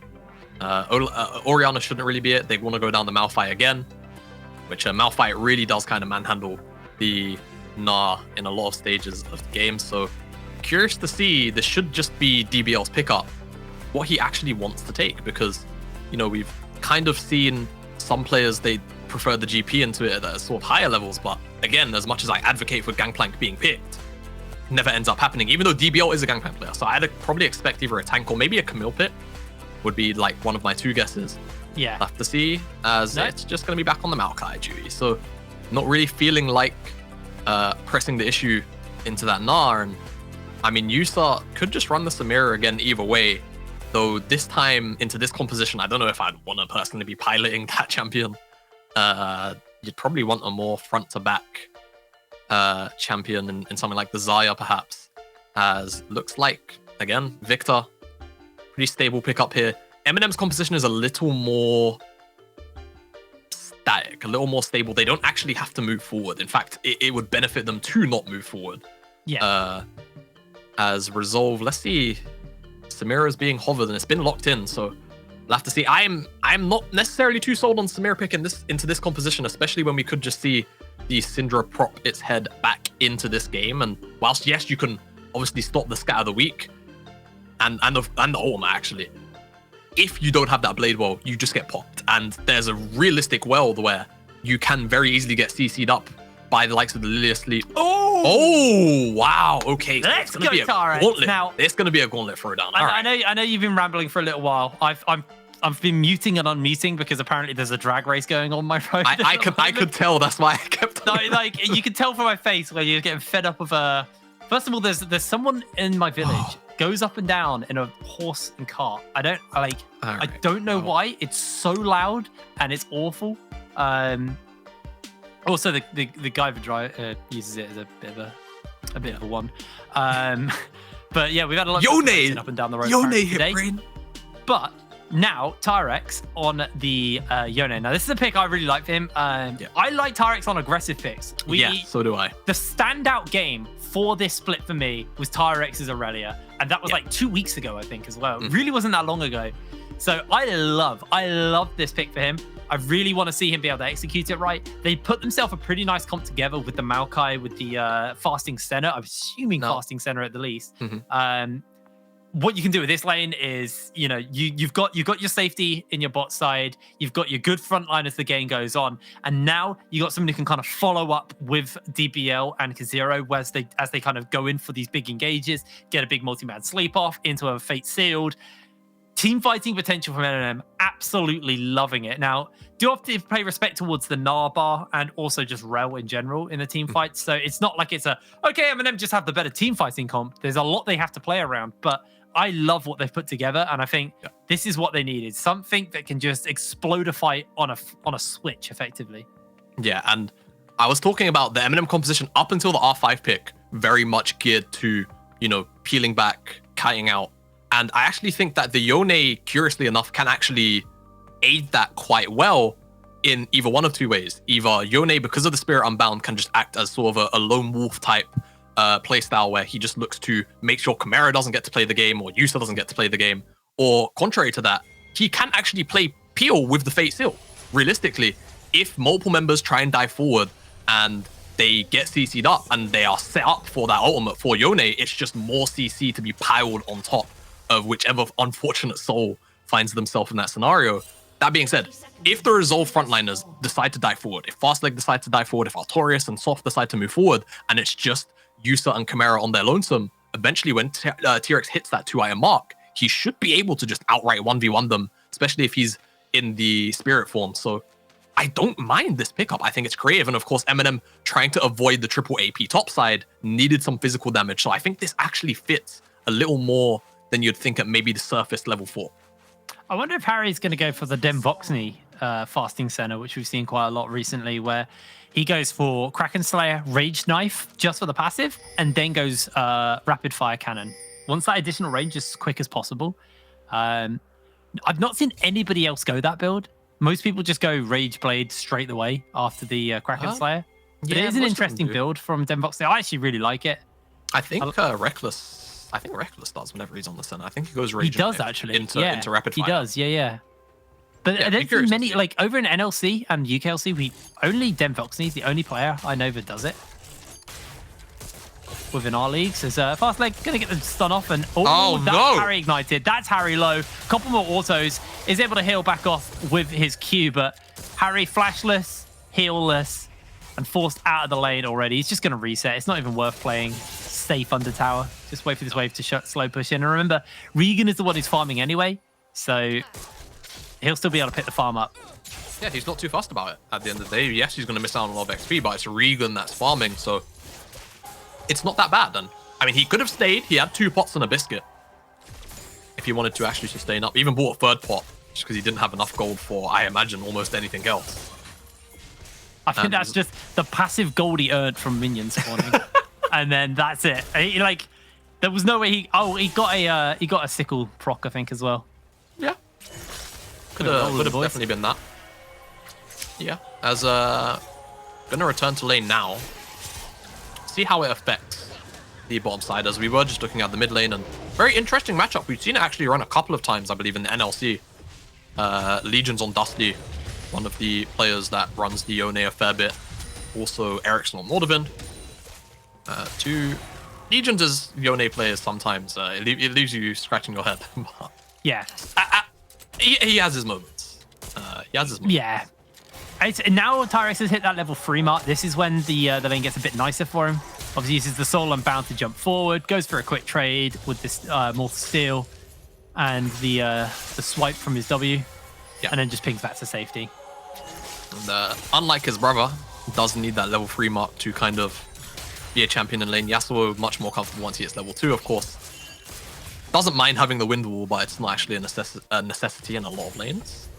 Yone, however, does require all 3 of his abilities to start laying in the lane pressure, as Soft going to be picking up double scuttle. Had the lane priority from bottom mid, and in general Udyr just faster than Lilia.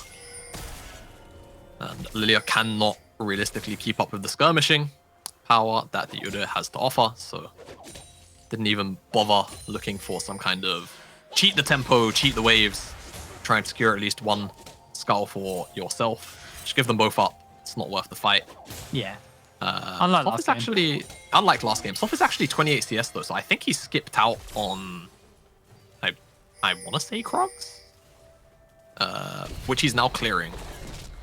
I didn't actually catch what side of the map Soft slide on, so. Me neither.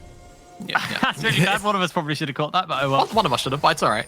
It happens. As Resolve looking for a cheese here. Harry has no summoner spells, so Yeah, still got a while until either of those come up. Because Regan, he's the one who's getting the attention thrown onto him, but they do get that stun off. Has got the grey health to keep himself alive as Harry gets into the pool. Regan actually flashes away, doesn't even want to bother.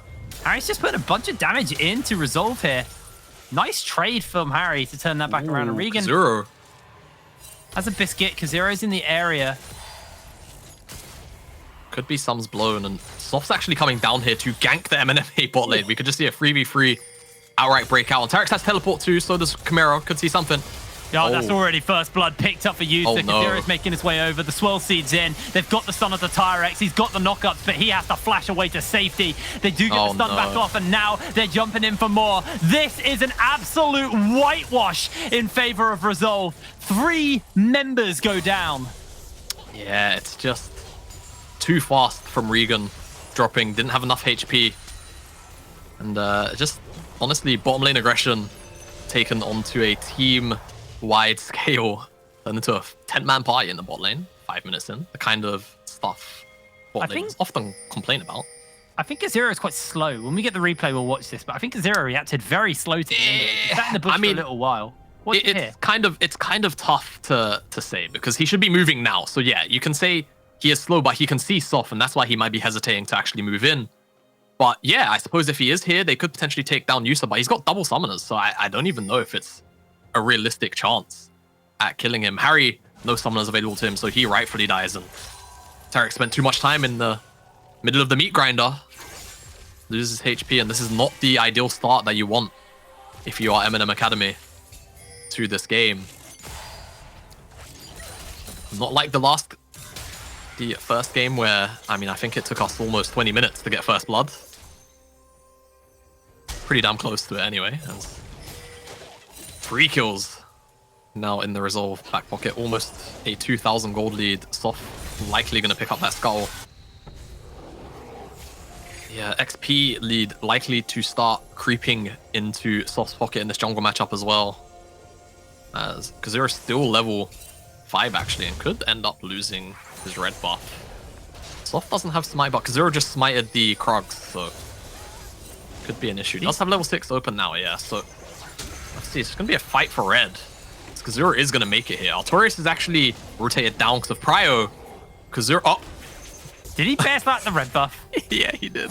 He did bear splat that red buff. Mid lane, there's action breaking out. A 2-man leap in from fast leg. Harry gets gobbled up, but gets called in by the attract and the repel. The ignite is down, but it's going to be enough to find the kills. Here comes Tyrex. Got that fate sealed, and he's going to catch it onto one. The lilting lullaby will get Soft down low enough for Tyrex to find the kill. DBL's to flash over as the Swirl Seed's chasing, and now DBL low HP. Chaos Storm will chase, and Notorious gnaws out in time. This is going to be the end of DBL. Kazero now also running from Chimera. Chimera probably won't be able to catch him though, because Kazero is nice and quick.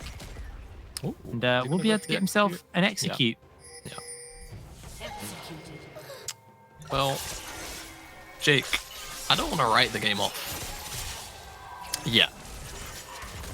But I will say I've seen Resolve close smaller leads than this. So it's a nice Hex flashing cage forward here onto Regan and Harry. Harry does have flash, but he just elects to use it so late, and Fate sealed onto Soft, CCs him up. He does smite for the HP back, but he's realistically too deep. No flash available to him. DBL is followed over by Artorias with that flash. And unfortunately, that is just him dropping, and Kazuro eventually does die. Takes a very long route to execution.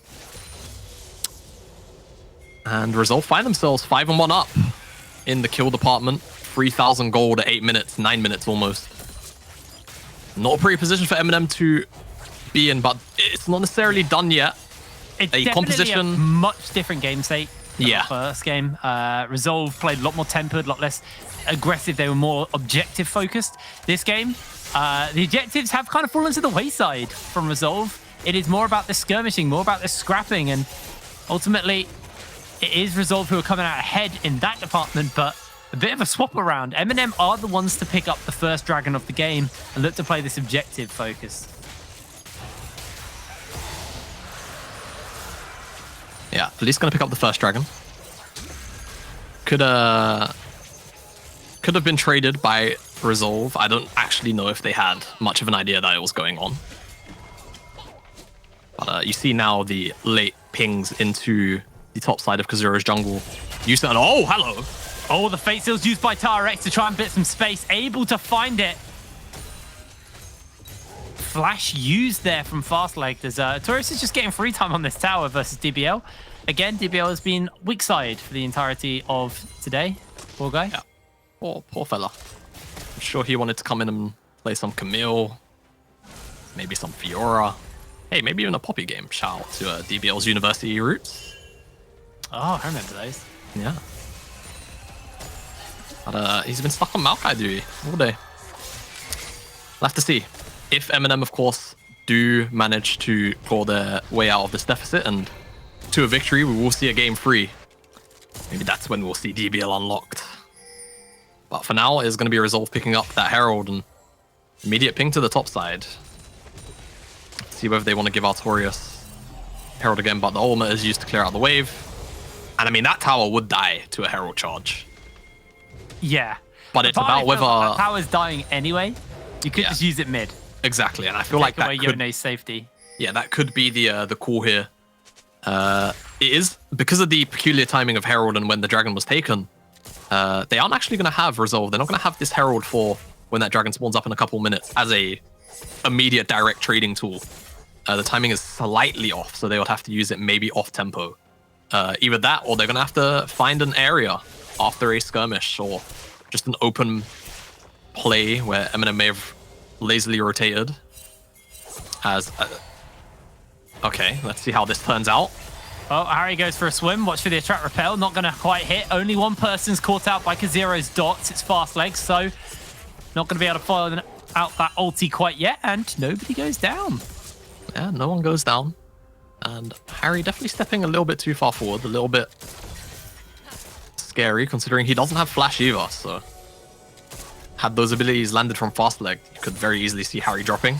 Senna is a very squishy champion, as you can see from her health bar. She's not even crested 900 HP, I don't think. If I'm counting correctly. Actually, no, she had. She's now at 1000. She's hit level 6 and loads of pings onto the mid lane. Oh, buddy. I think T-Rex is in for a bit of a party in the mid lane. They did walk over a ward, so they are fully aware that this is, at the very least, 3 members.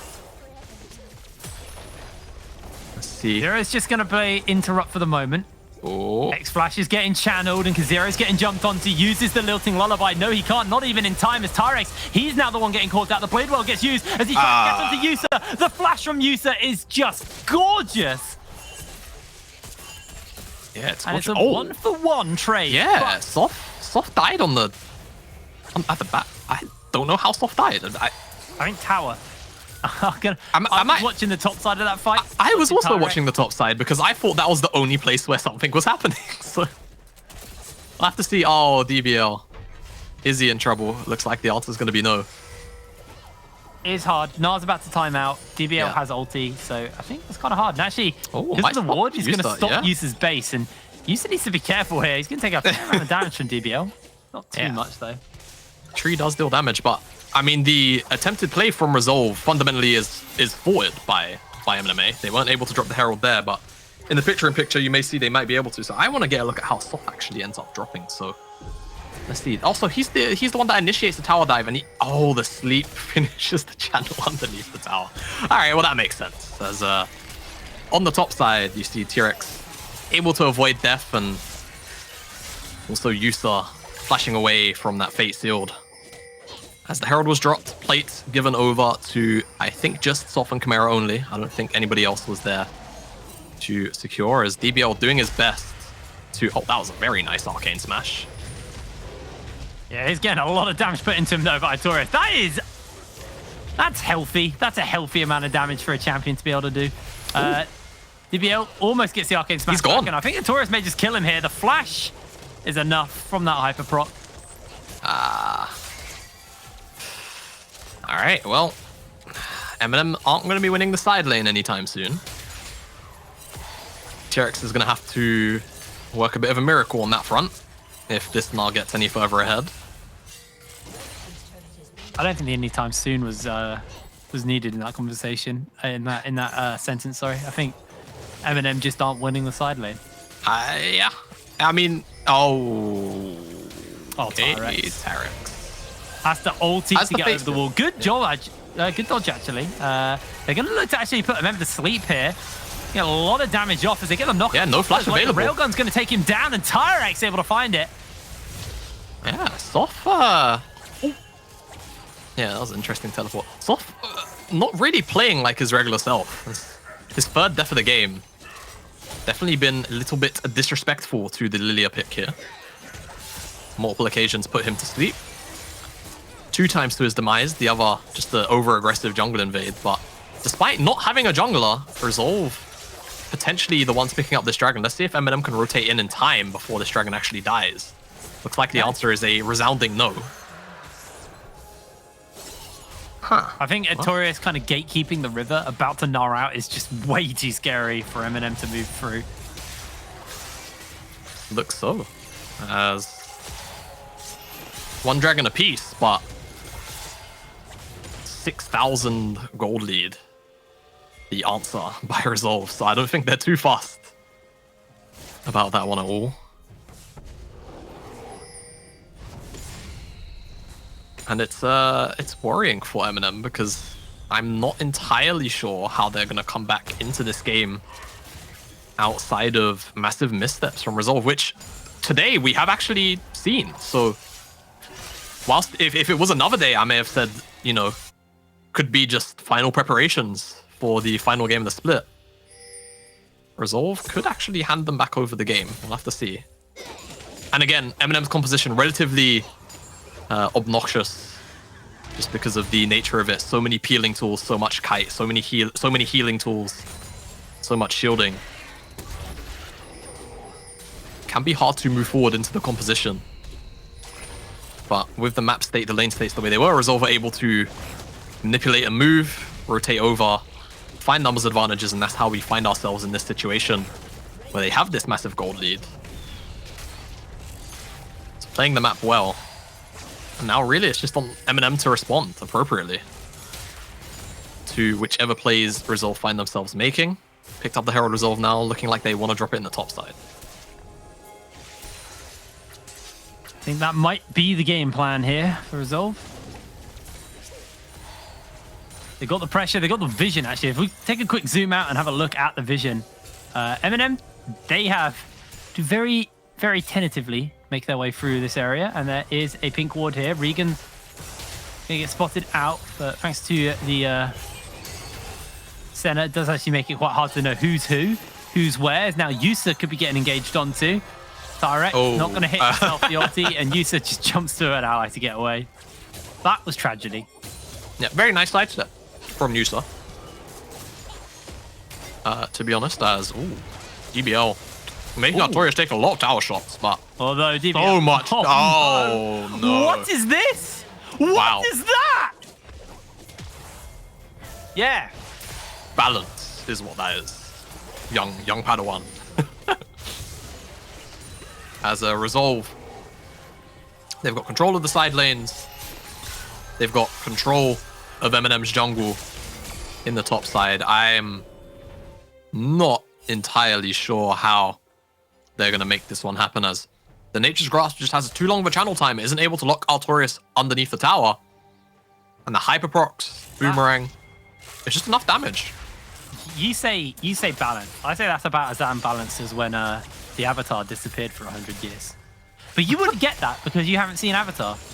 Okay, do you know what I actually picked up What? yesterday? Picked up The Boys. Now, I'm not going to talk about The Boys in this broadcast because it's a pretty dark show. But it's pretty good. If you are of age, I do recommend it. But again, warning, fair warning, it's quite a dark show. Avatar, on the other hand, is actually kid-friendly. It was a kid show. But Yes. it's still amazing. It still stands as a classic to this day. You're really gonna hit on me. I'm Don't worry, mate. We'll be looking for a new color caster next season unless you All have a certain right. set of criteria. I've got to. What have I got to do? Have I got to cite all of the airbenders or No, you just all of the gotta avatars? You just for got to the- watch it, mate. You're gonna give me a multi-answer quiz on Just a pop on the quiz, avatar. Make sure you've Yeah. seen it. But returning to the game, we are 45 seconds out from this next dragon spawning. MNM, given the posturing on the map, seem to have absolutely no business on the bottom side of the map. So DBL, yeah. You Wait. huh. He Okay. may, he may stay. Chimera thinks he's by himself, yeah. He has to throw out the gravity field, has to flash, but he's still underneath the tower. The Chaos Storm is cooking Oh, because no. Zero's so low. The railgun comes in and soft flashes the wall. Meanwhile, the Gnar is there. The Drowsy only puts the tourist to sleep for a little while. The minion eats the tether, and Resolve get the tower and get 2 kills. Yeah, it's unfortunate on the MNMA side. They had Kazura try and throw out that swell seed to actually clip Chimera, but the minion wave was still there, fundamentally blocking that ability. It means Chimera can't be put to sleep, can't be CC'd and burst down. And the response swift from Resolve, and I think Fast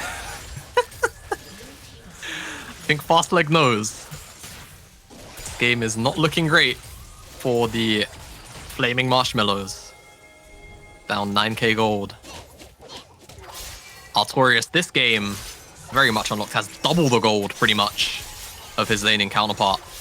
Yeah, and this is the last game for MNM if they can't find the win for the season. They are already 1 down in this best of 3.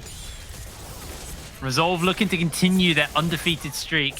They entered today 14-0. They could end today 16-0 for the entire season if they find the win here. Going into the finals, 16-0 has to be the biggest confidence boost. And we did speak to the Resolve guys a lot throughout the split. Typically, that's what they do. Every when they win. Chat with them. every match day, actually, yeah. They were very humble about it. You know, they did just take every game 1 game at a time. And remember, winning here isn't just to qualify to finals. It qualifies you for the Telia Masters. Yeah. We have 2 teams that are going to represent the UK there versus Finland, Sweden, Denmark, Iceland. Who else am I Nordic missing? countries. You said think that's Denmark, everyone. so Gorborg has been appeased, but not sure about. I mentioned Denmark. He'll be fine. Chimera. Ah, Tyrex, he ults over the wall, not even going to hit. Chimera's getting flashed onto. Fastleg makes his way in, and they get him with the attracts. They get him with the repel. Tyrex tries to clear the wall. Now Chimera may find himself going a little bit low here. DBL chasing him down. Finally gets himself the shutdown, but Yusa secures the kill. He has the Inferno trigger ready to fire. Already got himself the double kill, and Regan is going to go down as Yusa gets himself the triple. Soft is coming in for the stun. Artorias can just leap over that wall, looking for the member. The Gnar is back. The railgun is fired, and MNM only get 2 members out alive.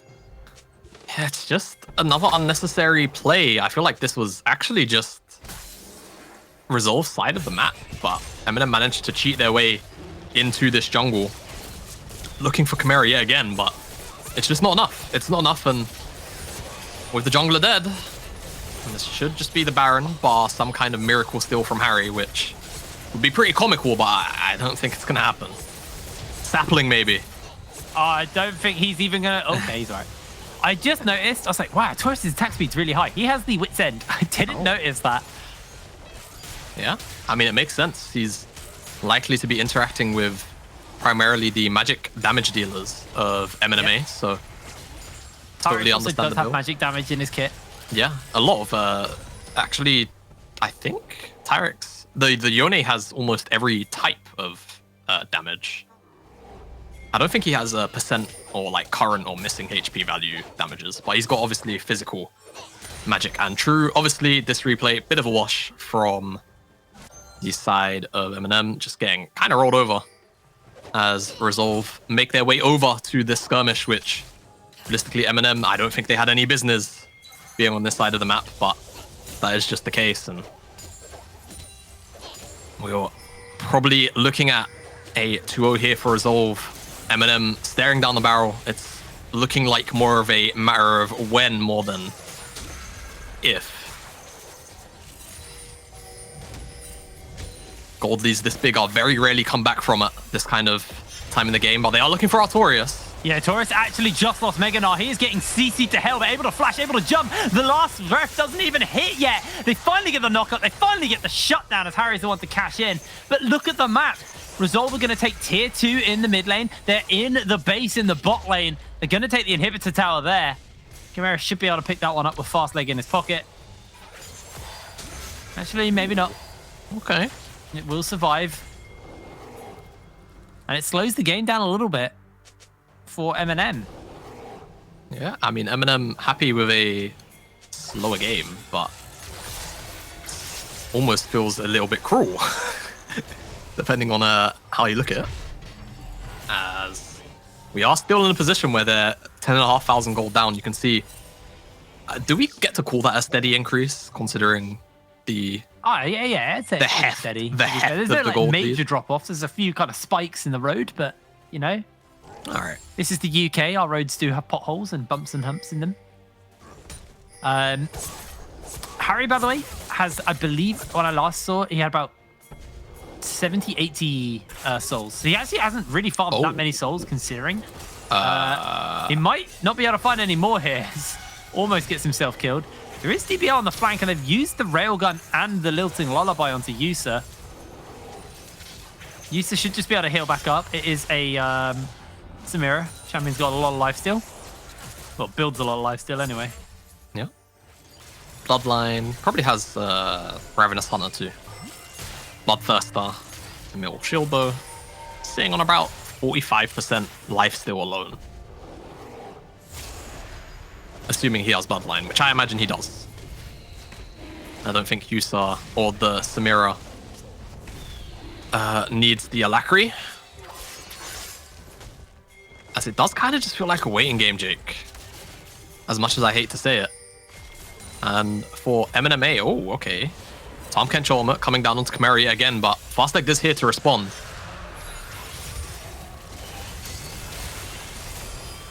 Fight slide up. Jake, I think you're muted, buddy. Yeah, sorry, I was totally muted. Regan, you're going down. Harry, he's going to get caught in. They've got the 2-man stun. They've got the CC. This is just Resolve running away with it. Tyrex almost gets himself a kill onto a Taurus, but Taurus gnaws out in time, and DBL, the only standing member, gets jumped onto as the Infernal Trigger gets pulled. And DBL, he has a lot of healing, but he doesn't have enough, and Resolve find themselves the ace. All of the members go down, and it looks like Resolve may just have taken it.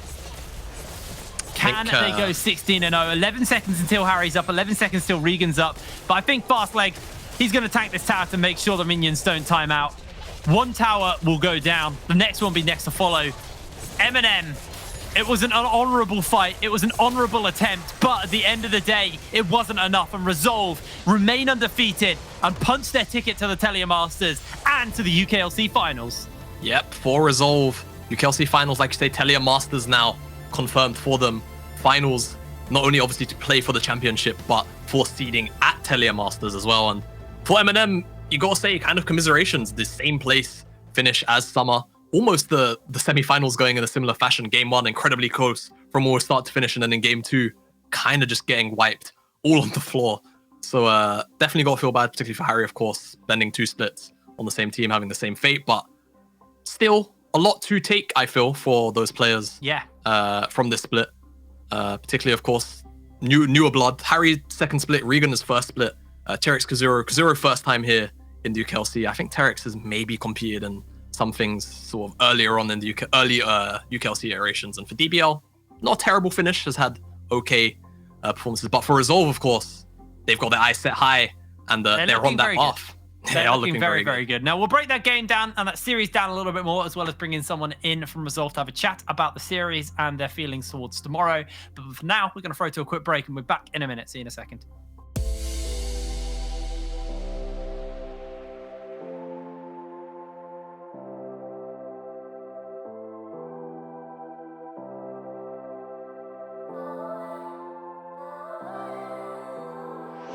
Must be dreaming, think I saw a ghost. Or was it an angel of the past that we all know? Ain't got the answers, but I hold the hope. So I'm holding on to the love, embracing the unknown. Now I'm dancing to the music. I'll just keep dancing till I lose it. Yeah, I got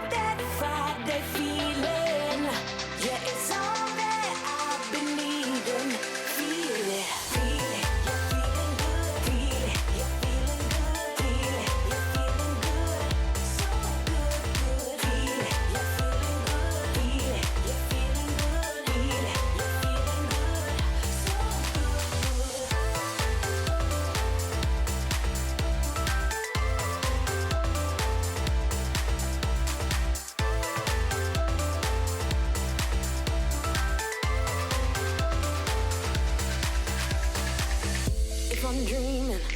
I don't wanna know. Cause this is all I need, a perfect story told. I ain't got the answers, I still hold the hope.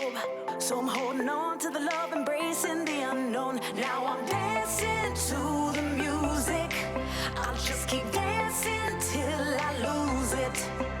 Yeah, I got that Friday feeling. Yeah, it's all that I've been needing. Feel it, feel it. You're feeling good, feel it. You're feeling good, feel it. You're feeling good, so good, good. Feel it, you're feeling good, feel it. You're feeling good, feel it. You're feeling good, so good, good. Feel it, you're feeling good, feel it. You're feeling good, feel it. You're feeling good, so good, good. Feel it, you're feeling good, feel it. You're feeling good, feel it. You're feeling Love is all we need. Love is all we need. Love is all we need. Love is all we need. Love is all we need. Love is all we need. Love is all we need. Love is all we need. Feel it, you're feeling good. Feel it, you're feeling good. Feel it, you're feeling good. So good, good. Feel it, you're feeling good. Feel it, you're feeling good. Feel it, you're feeling good. So good, good. Feel it, you're feeling good. Feel it, you're feeling good. Feel it, you're feeling good. So good, good. Feel it, you're feeling good. Feel it, you're feeling good. Feel it, you're feeling good. Ooh, he can't wait for summer. Step inside the sun. On the other side, there are lazy days ahead. And well, wouldn't you like to come? Because there's no sign of trouble in the weather, and it's looking good for the road. Tell the man in the suit in the office I ain't ever coming back. No heavy workload. Tell me, are you ready? Are you getting ready for it? Tell me, don't delay it. Are you getting ready for it? Tell me, are you ready? Hello, ladies and gentlemen, and welcome back to the UKLC. Now, we're going to talk a little bit more about that game. But before we talk a little bit about that, I think it's actually time we get a bit of insight from someone on the side of Resolve. It is actually Kat, the assistant coach and sub for the team. How you doing, Kat? You all right? Hey, Brent, how are you? Yeah, I'm not too bad. Good. How do you guys feel? I mean, we've spoken to a lot of the players throughout the split. We haven't really got to speak to too much of the guys behind the scenes as well. You guys are now, you've made it to finals without dropping a single game. What's the mood like for you guys right now? You feeling confident going in towards Telia as well as the finals? How are you guys doing? Yeah, so with that win, we just qualified into Telio, right? I think that we take every game as it goes, and of course, we just aim to win. It's just amazing that we've won all. Okay. Well, obviously, I know you say, and everyone kind of reiterates the same points here on the taking it game by game. But of course, now that you've qualified for Telia, it looked pretty likely from the draw of the UKLC semis. Have you guys actually taken at least some time to look into some of the teams that are going to be participating? Because we've had a lot of the teams actually finally qualify through.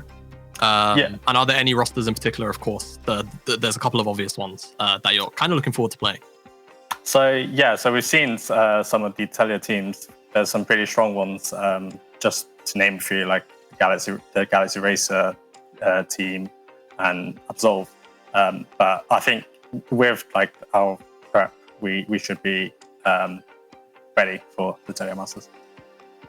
Okay, so kind of obviously Telia Masters, you've made it. Congratulations on that. But let's talk a little bit about the changes. Obviously, now that we've gone from best of ones to best of threes, and then obviously tomorrow we'll be playing in a best of five. What does the preparation look like?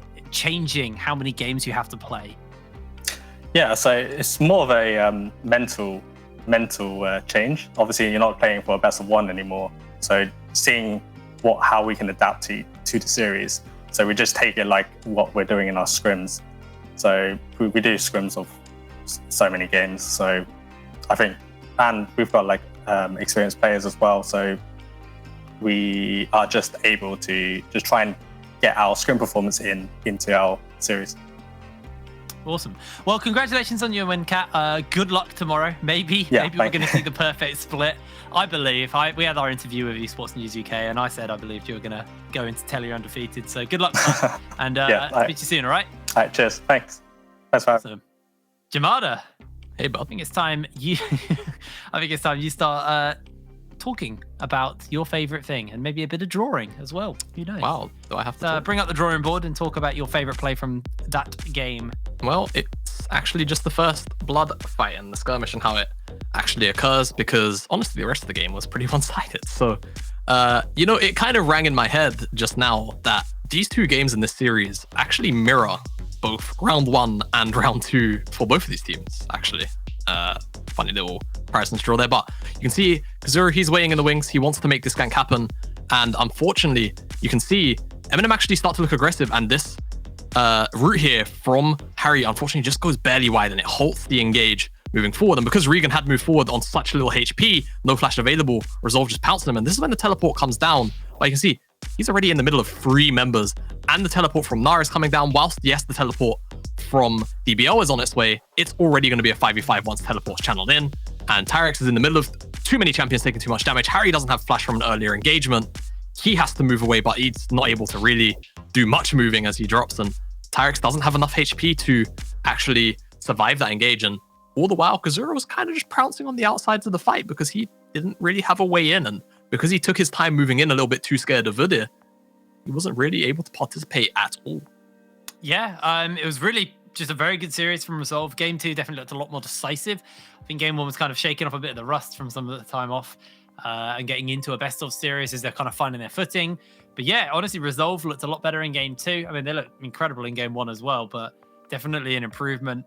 A lot more aggressive, a lot more decisive. And with that, MNM didn't look like they had a single foothold in that Game 2 versus Game 1, where there were moments where MNM pounced back into that game. So with that, Resolve go undefeated. And now we move on to our second series of the day, which is going to be London versus Enclave. We thought the last series wasn't going to be that tight. We thought this series is going to be tight. And I think we're in for 3 games now. I really think we're in for 3 games for London versus Enclave. I think these teams are very close in the standings. Yeah, I think so. And not only that, London have remained relatively consistent throughout most of the split. And, I think we're going to have to see whether this week, full week, preparing for one team, realistically, because you don't know whether you're going to actually make it through, right? So a lot of the time, whenever you end up in these scenarios, you do the most prep for the first team, and then you do sort of half prep for either side of the coin on the opposite side of the bracket. In this case, they probably only did prep for Resolve, but you've had a full week of prepping, draft prep, just for one team. So for Enclave, who have been on the upswing, we're probably in for a pretty close series, especially after that 52 minute altercation, unfortunate event. I can't remember who they played, but situation. I mean, they had 2 long games. It was London. It was London and Enclave. That's what I'm saying. It's going to be a rematch of that. Yeah, you're right. It was. Yeah, I mean, London had 2 long games though. Yeah, they did in the final week. Yeah, they did. So, they had 2 very long games. That for me, I'm like, is that going to be something? Are we in for 3 hours worth of games? I'm just going to say, you just said we're in for potentially a quick day. I don't know if you said it on air or off air. I said it off air. Look, buddy, all right? Looks like these teams might want to keep us till like 9:30, 10. If we're in for the same pattern as what we saw last weekend. So don't get your hopes up, all right? That's all I'm saying. Well, honestly, from the way that London and Enclave played last time they matched up, maybe it is time to make sure you get comfortable. So grab a hot chockey, get yourself a duvet, and we're back with game at number 3 and the second series of the day after this break.